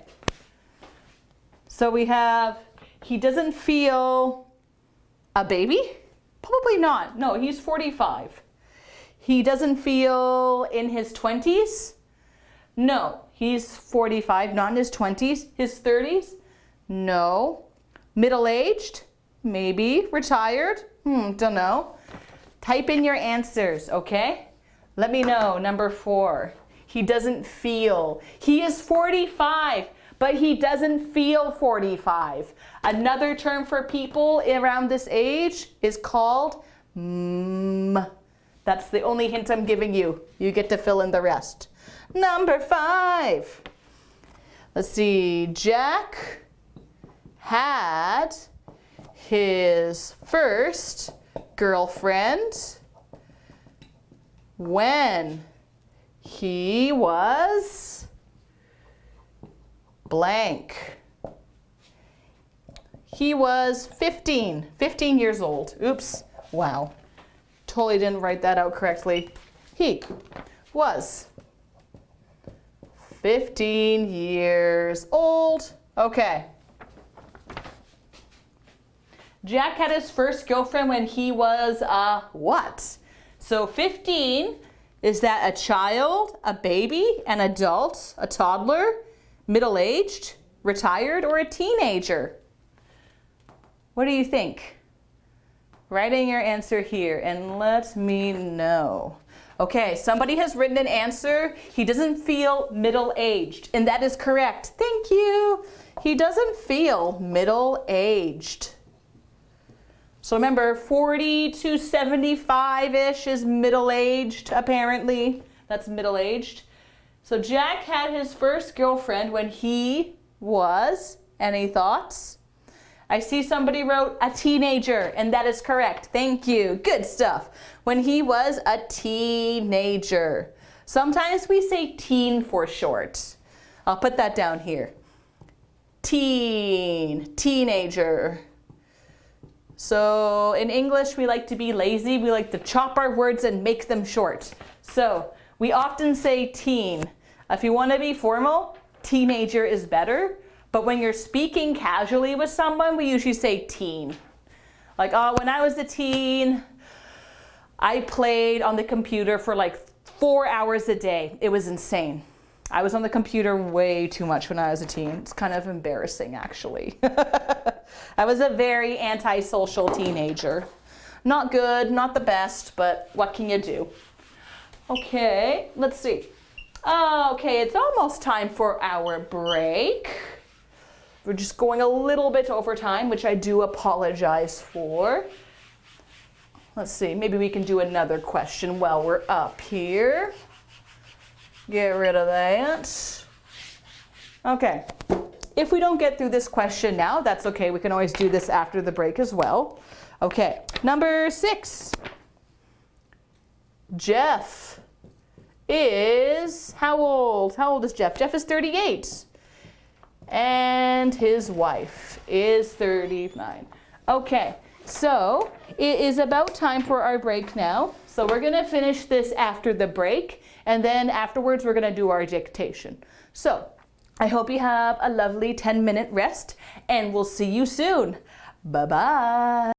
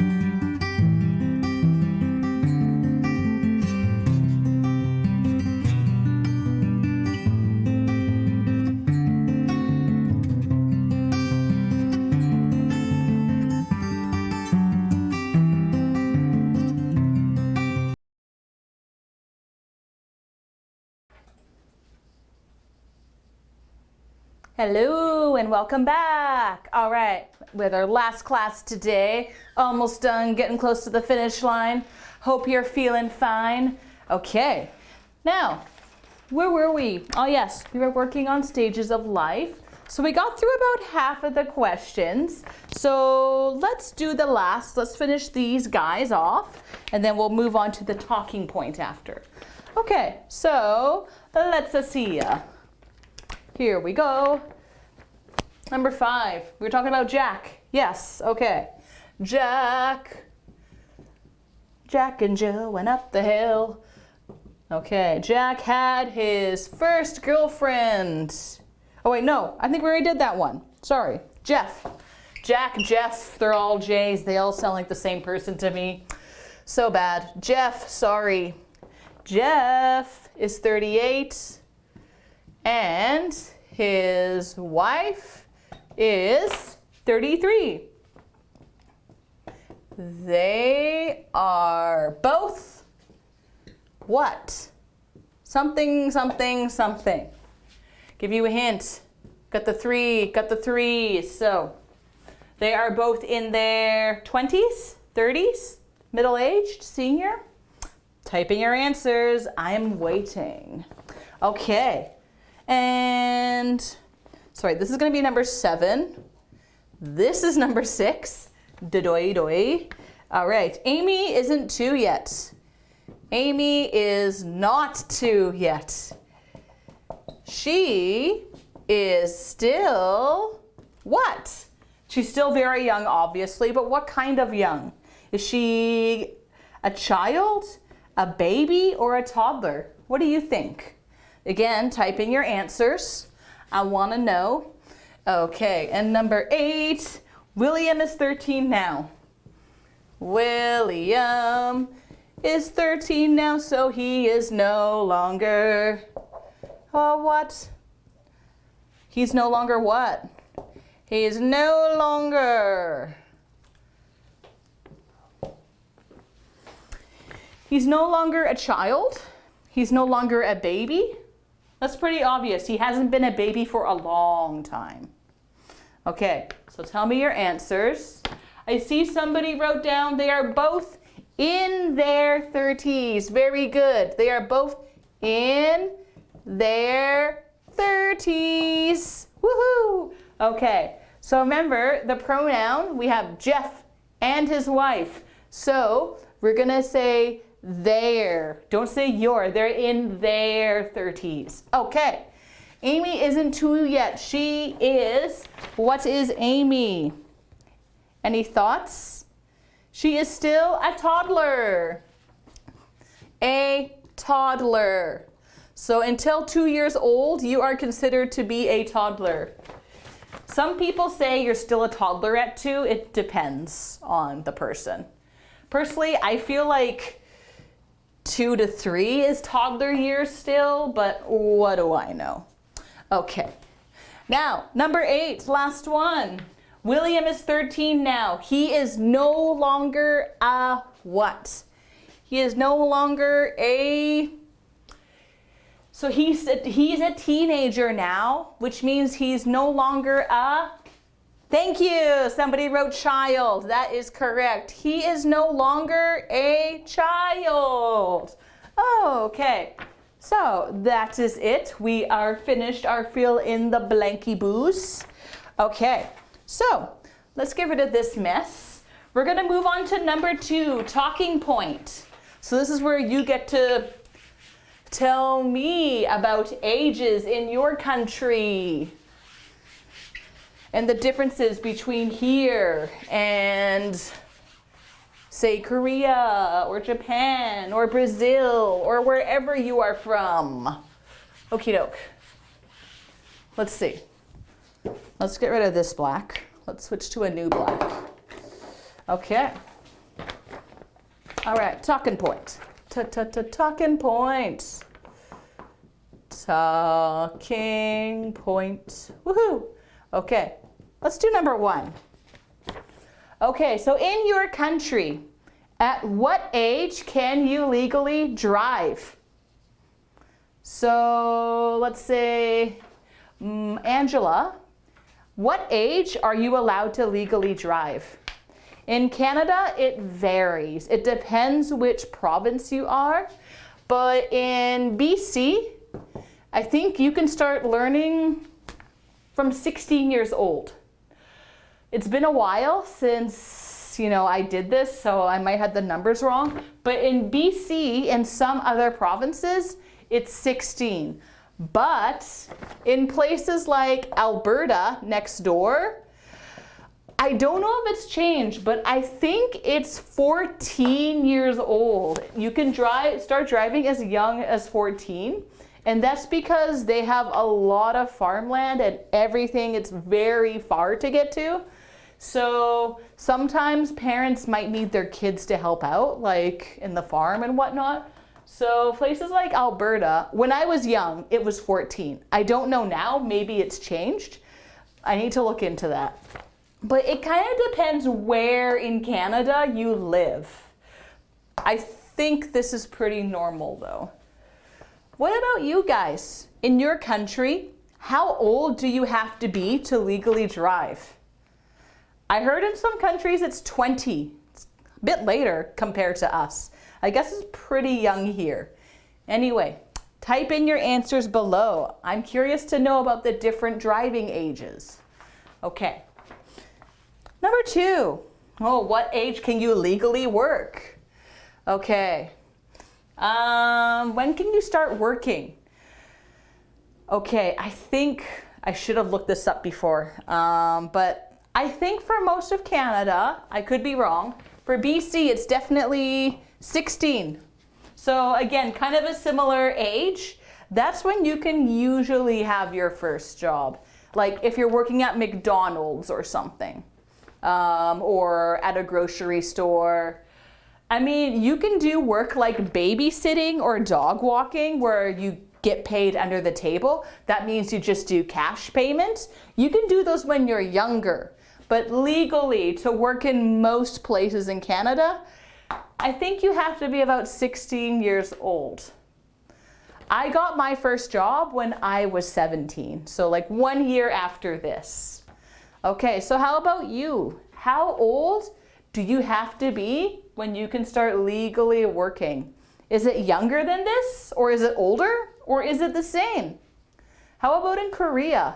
What's the legal age that you can start working? Let me know in the comments. You must let me know. You have no option. Type out your answers now. Okay. Number 3.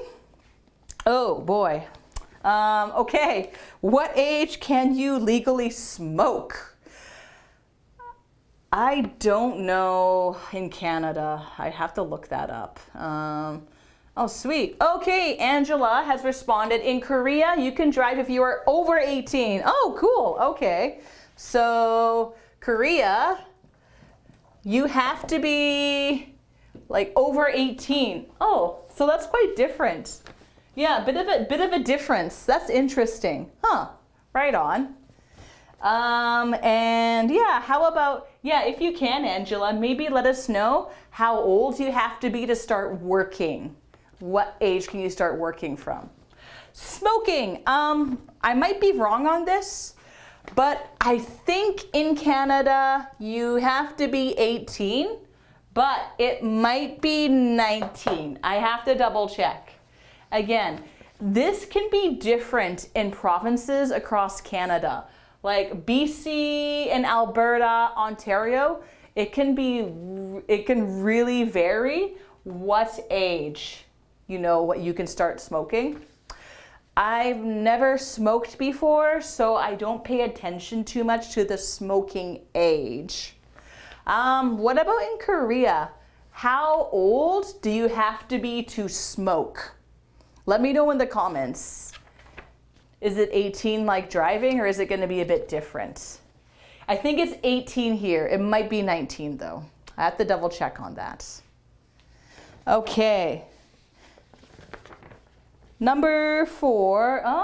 When do most people retire? Okay, this pen, I think it's finito, finished. Okay. In Canada, let's see. So what age do most people retire? How about in your country? How old are people when they stop working and they retire? So for Canada, typically it might change. People usually retire between 60 to 65 years old. Usually this is the official age for most of Canada when people retire and they can get a pension. Do you guys know what a pension is? This might be a new word for you. Pension. Okay, so a pension is money you receive after you retire. So usually every paycheck you put a little bit of money into your pension. So every paycheck for like 30, 40 years or 20 years, a little bit of money, a little bit of money. And then when you retire, you have a lot of money in your pension so that you don't have to work, but you can get money from your pension and you'll be fine. So usually most Canadians, I think they tend to retire at 65 years old because that is when they can get the best pension. Some retire at 60 though. Some retire at 60. That's not too uncommon. So usually it's between 60 to 65 around this time. What about in Korea, Angela? How old are people when they retire? Let me know in the comments. I'm curious. Okay. Actually, no, I could put number 5 down here. Okay. Number 5, the last question. When do people go to university? Oh, okay. It depends. Yeah. In your country, how old are people when they go to university? So in Canada, it depends when your birthday is. So typically people go to university in Canada, usually between 17 to 18 years old is when they go to university. So when I graduated from high school, I was 17. Yes. And then, so when I went to university, I was 18 years old because my birthday is in August. So yeah, I think some people might be 19, I suppose. So like between 17 to 19 years old. It just really depends where your birthday falls in the year. So if you're like born early in the year, you might be 19 when you start. Or if you're born late in the year, you might be 17 when you start. Or some people take a year off and then they go to university. I just turned 18 when I started going to university. So yeah. How about in your country? How old are students usually when they start going to university? What's the normal age? Like probably 18 is like the most common. That's probably like the most common age in Canada. Almost everyone is 18, usually. High school, straight to university. Not everyone, but most people. Okay, so that is about it for the talking point. So if you have any more information to add to this, feel free to do so at any point during the class. I think what we're gonna do is we're gonna do the rest of this later if we have time, but we might not. So I think what we'll do next, we'll switch off. All right. Oh, thank you, Angela, for your input. So apparently in Korea, similar to Canada, so let's see, this is driving. What was this again? This was working. Okay. Working. So this is Canada and Korea. So kind of similar. Cool. And Korea. And then this is smoking. So Canada and Korea kind of like the same age. This is university. Number 5 is university. So yeah, Canada and Korea kind of have similar age like requirements. Interesting. So I guess like the biggest difference would be when you're allowed to drive. So yeah, that's kind of cool. I didn't know that. So Thank you, Angela, for sharing, giving me your inputs on age differences and when you can do stuff in your country. Okie doke, guys. So for the rest of class, most likely, we are going to do a little listening exercise. So this is kind of similar to a dictation. So I'd like you to pull this sheet out. It should say, friends will help you live longer. Ooh, that's kind of nice. All right, so I'll let you go ahead and pull that out while I erase the board. All right, we're gonna say goodbye to our poopy baby and our old and wise granny and all these numbers.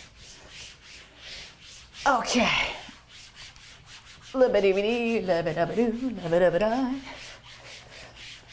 So much black marks. Okay. Sweet. Okay. All right, so the listening exercise we're going to work on is friends help you live longer.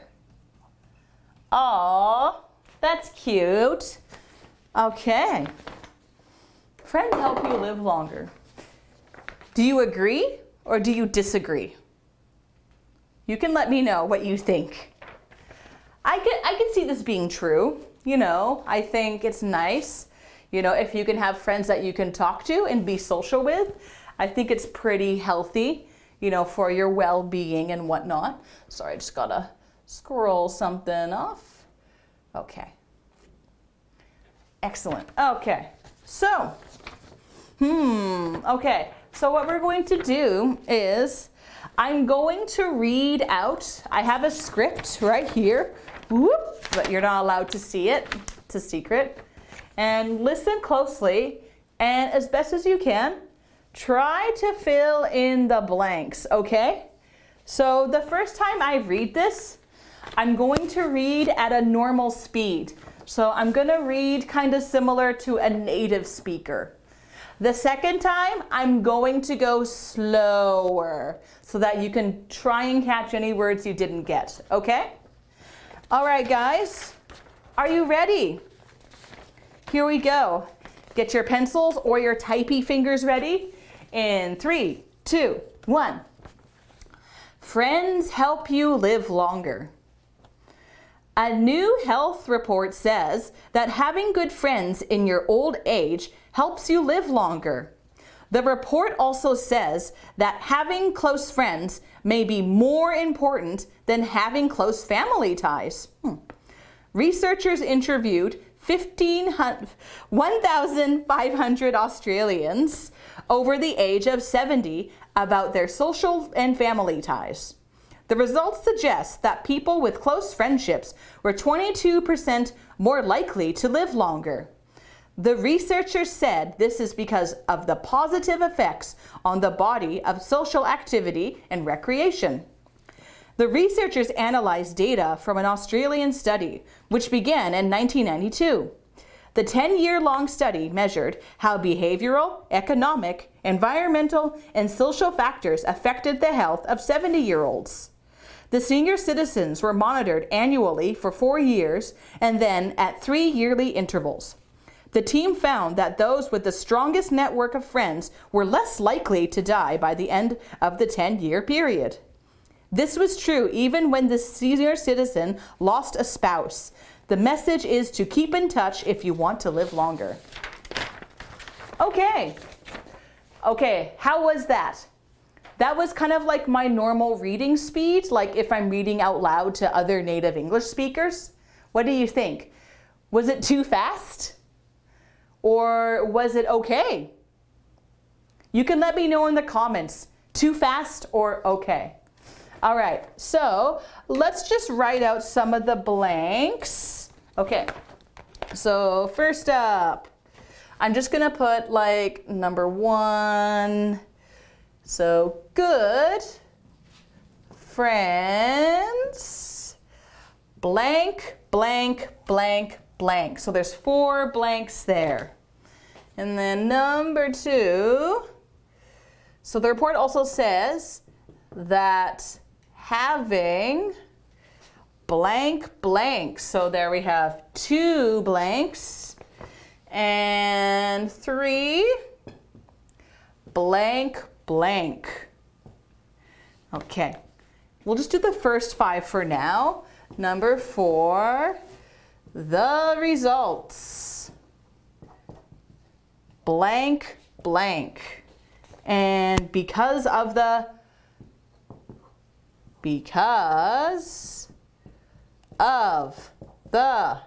blank blank. Okay, so I'm going to read just the first paragraph. Okay, yes, it is broken up. All right, so I'm just going to read the first paragraph. I'm going to read it more slowly this time, and I want you to try as best as you can to fill in all these blanks. Just the first paragraph, okay? Are you guys ready?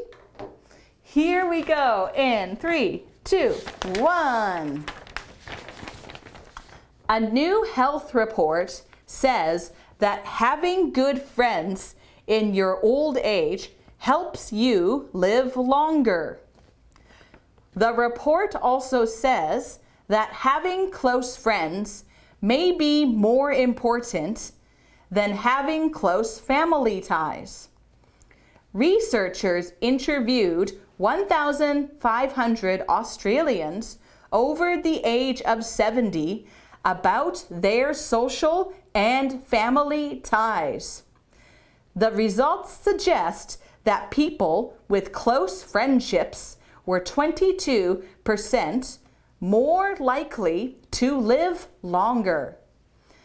The researchers said this is because of the positive effects on the body of social activity and recreation. Okay, so what I'd like you to do is type out number 1. Just type out the 4 words. And here, I'd like you to type out these words. Okay, I think the blanks may have been drawn incorrectly. So there's 4 blanks here. I apologize. There's 1, 2, 3, 4, 5. 2, 3, 4, 5. Okay, sorry, some of these are incorrect. More likely to live. Okay, and 1, 2, 3, 4. Okay, sorry, I fixed it, I corrected it. Okay, so please try to type in these blanks. So, what I'm going to do is I'm going to read one last time, and you can feel free to start typing away if you like, or you can listen. Okay, here we go, last time. A new health report says that having good friends in your old age helps you live longer. The report also says that having close friends may be more important than having close family ties. The researchers interviewed 1,500 Australians over the age of 70 about their social and family ties. The results suggest that people with close friendships were 22% more likely to live longer. The researchers said this is because of the positive effects on the body of social activity and recreation. Okay, let's see.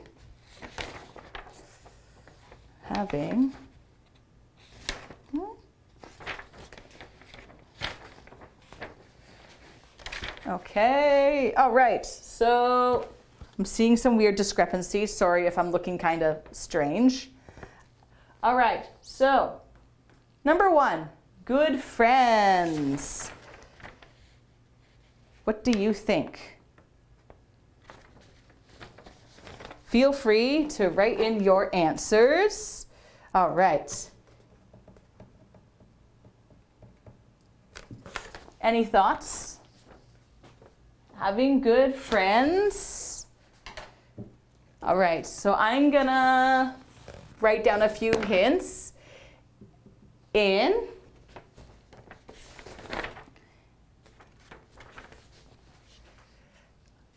I'm gonna put age at the end. Okay, so I left a few blanks. Feel free to fill them in.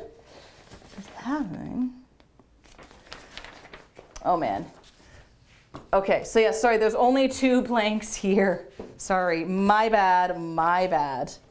This, okay. And how about number 2? What did you hear? If you want me to read it one more time, let me know. I'm gonna try and just fix up the blanks, cause having close. Okay. All right. Okay, so this one is also only 2. My apologies, sorry, totally messed this up. So this one is going to be 2, and this is also going to be 2. Okay. All right. In your old age. Thank you. Excellent job, Angela. In your old age. Woohoo! All right. And keep filling them out. Keep filling them out, guys. That's having what? There were 2 words, just 2 words. My apologies. And number 3 was also, I believe, just 2 words. Okay. And number 4, the results what? The results. Any thoughts? So the results, 2 things, 2 words. All right, because of.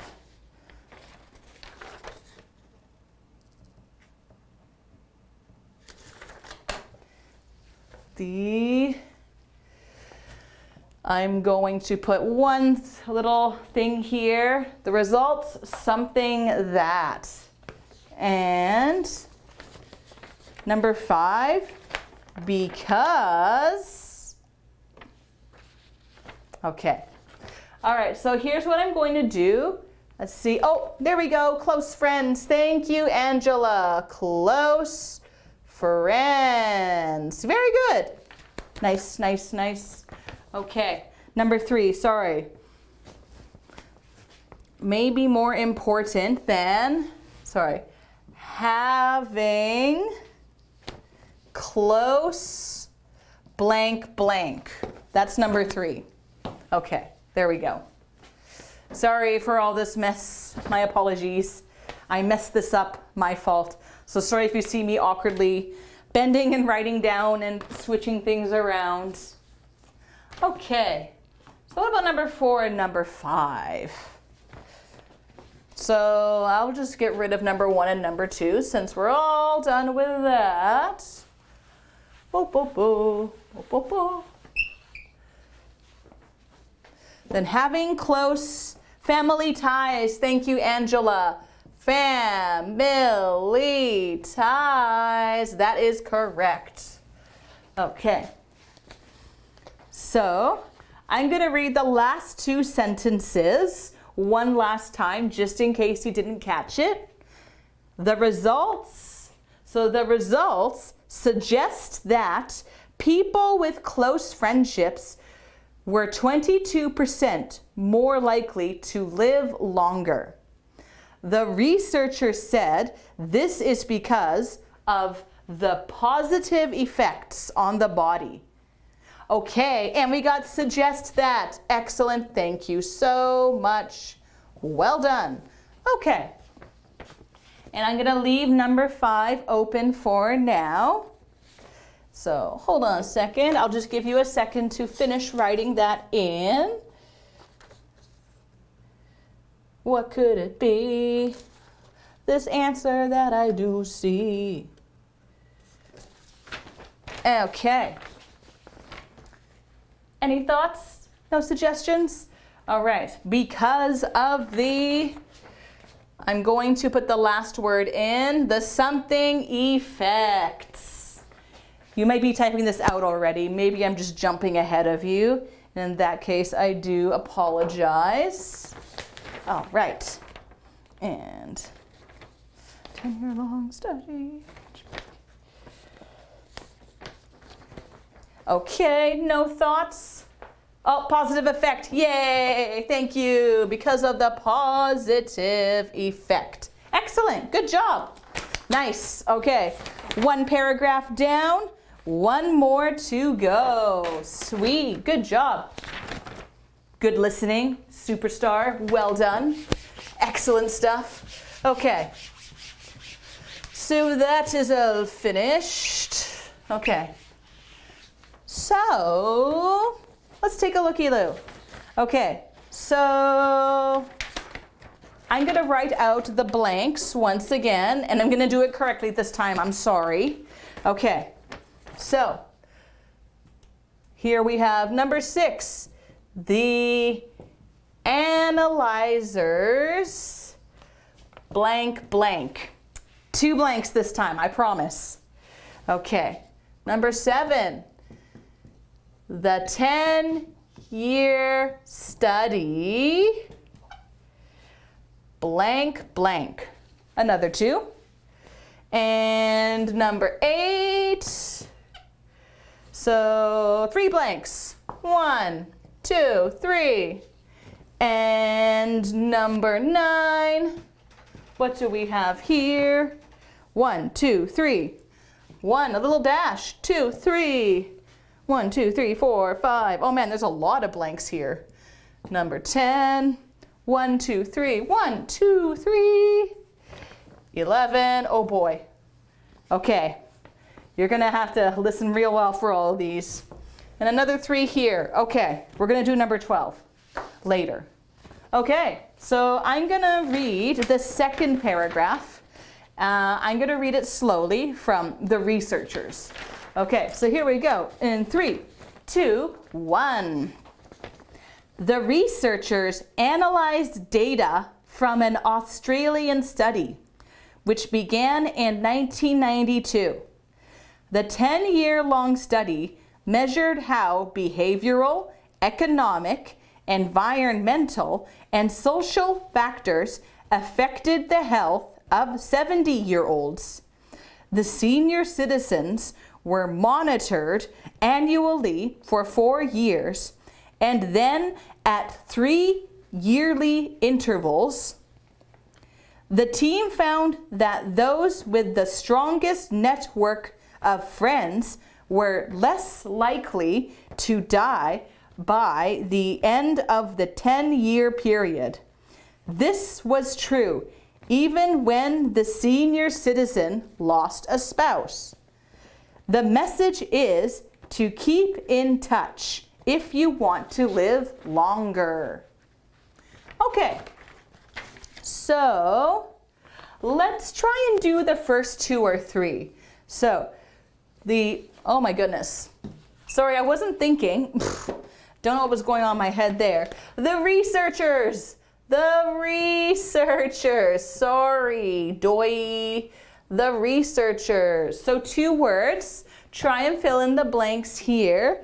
And next we have the 10-year-long study. You can tell I'm getting hungry because I'm not writing out my sentences very well anymore. My apologies. I should have eaten during the break, but I get stubborn and I forget to eat sometimes. Whoop, whoop. Okay. And okay, so here I forgot to enter the first couple words. So please type in number 6 and number 7 now if you can. If you can't, don't worry, I'll read it again another time, so don't panic. But if you can, please do try to fill in the blanks here. It'd be absolutely lovely. All right. And social factors. Let's finish writing out these sentences so we know where we are. 1, 2, 3. Okay.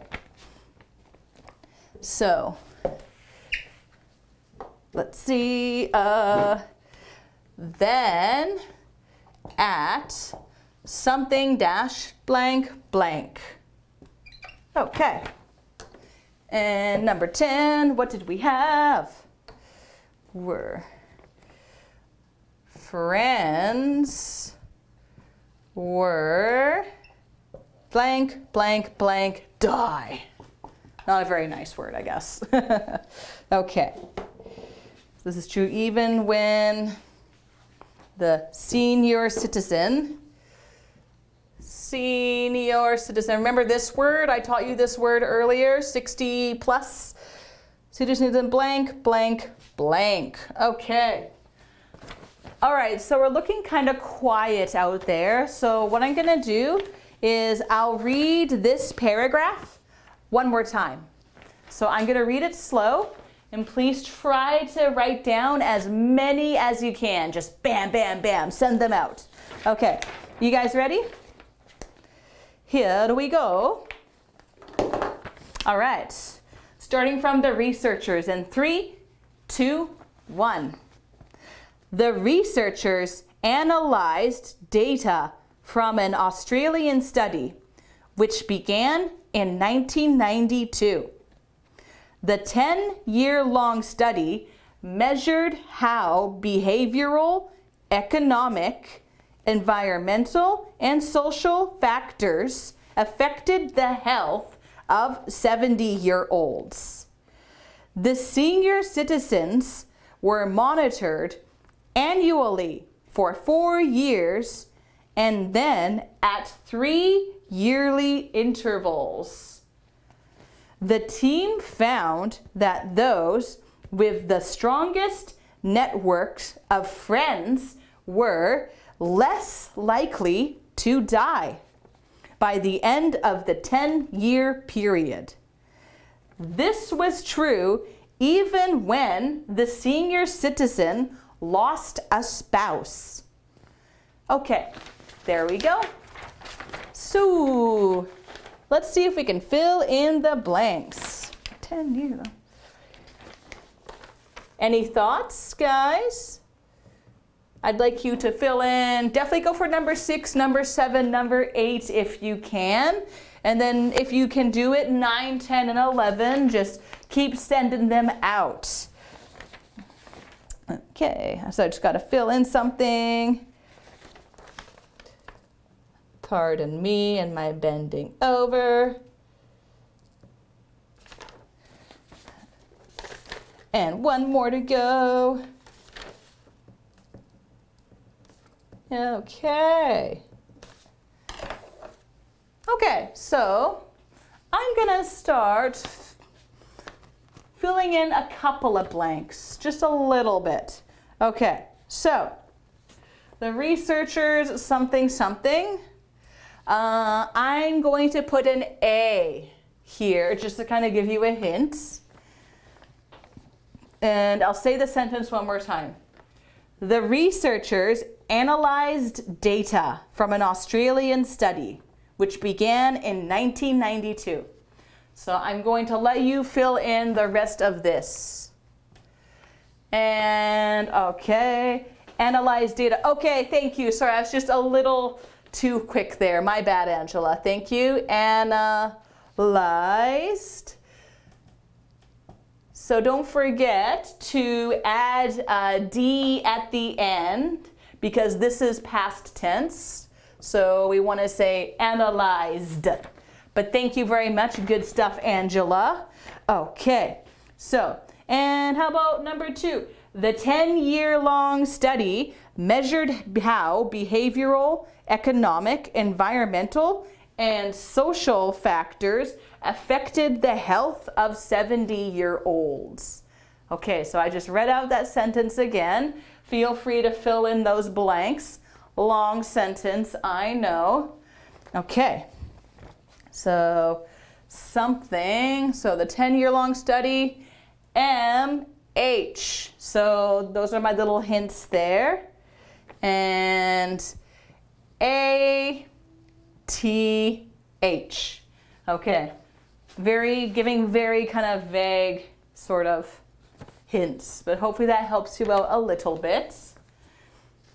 All right, so I'm gonna let you finish typing it in because I feel like there's a little bit of a lag happening, so I don't want to jump ahead of the gun and answer these for you. So I'm gonna read out number 9. Okay. The senior citizens were monitored annually for 4 years and then at 3 yearly intervals. All right, so this one begins with a Y and in something. Okay, we're still looking kind of quiet out on the front here. So the 10-year-long study, the answer I was looking for was measured how.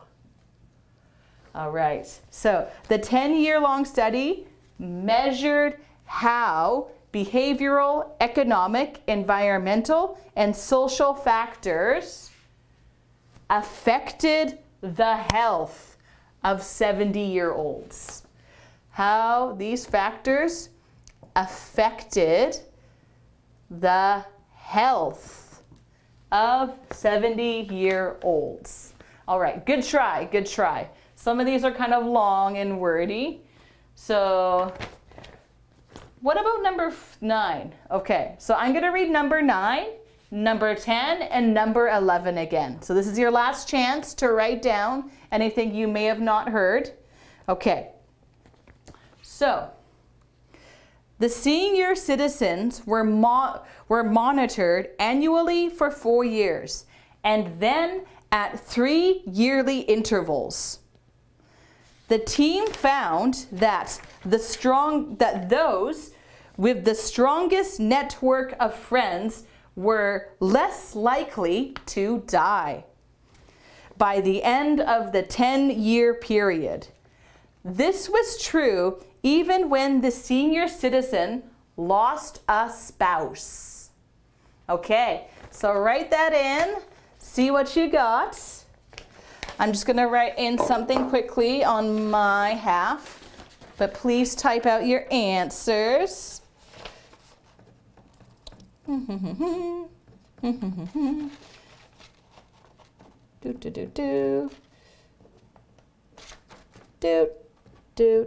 Do. Okay. Alrighty. So I'm going to erase number 6 and number 7 because we're all done with those. So please tell me number 9, number 10, number 11. Type in your answers. This is your final chance. I'm waiting on you. I know you can do it. You were doing so awesomely before. Okay. Now, number 12, the last one, the last sentence. Number 12, the message. All right. The message is to blank, blank, blank. Okay, number 12, I'll give you a hint. This was an idiom I taught you earlier. All right, so I'm gonna read out the last sentence, see if you can catch it.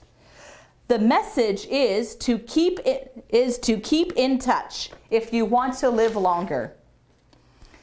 The message is to keep in touch if you want to live longer. So I taught you this. It's the opposite of lose touch. The opposite of lose touch is to something in something. Okay. Okay, I see we don't have any. I see we have 3. Somebody wrote 3. Thank you. At 3. The answer was yearly. 3 yearly intervals. Okay, so this might be kind of tricky to understand.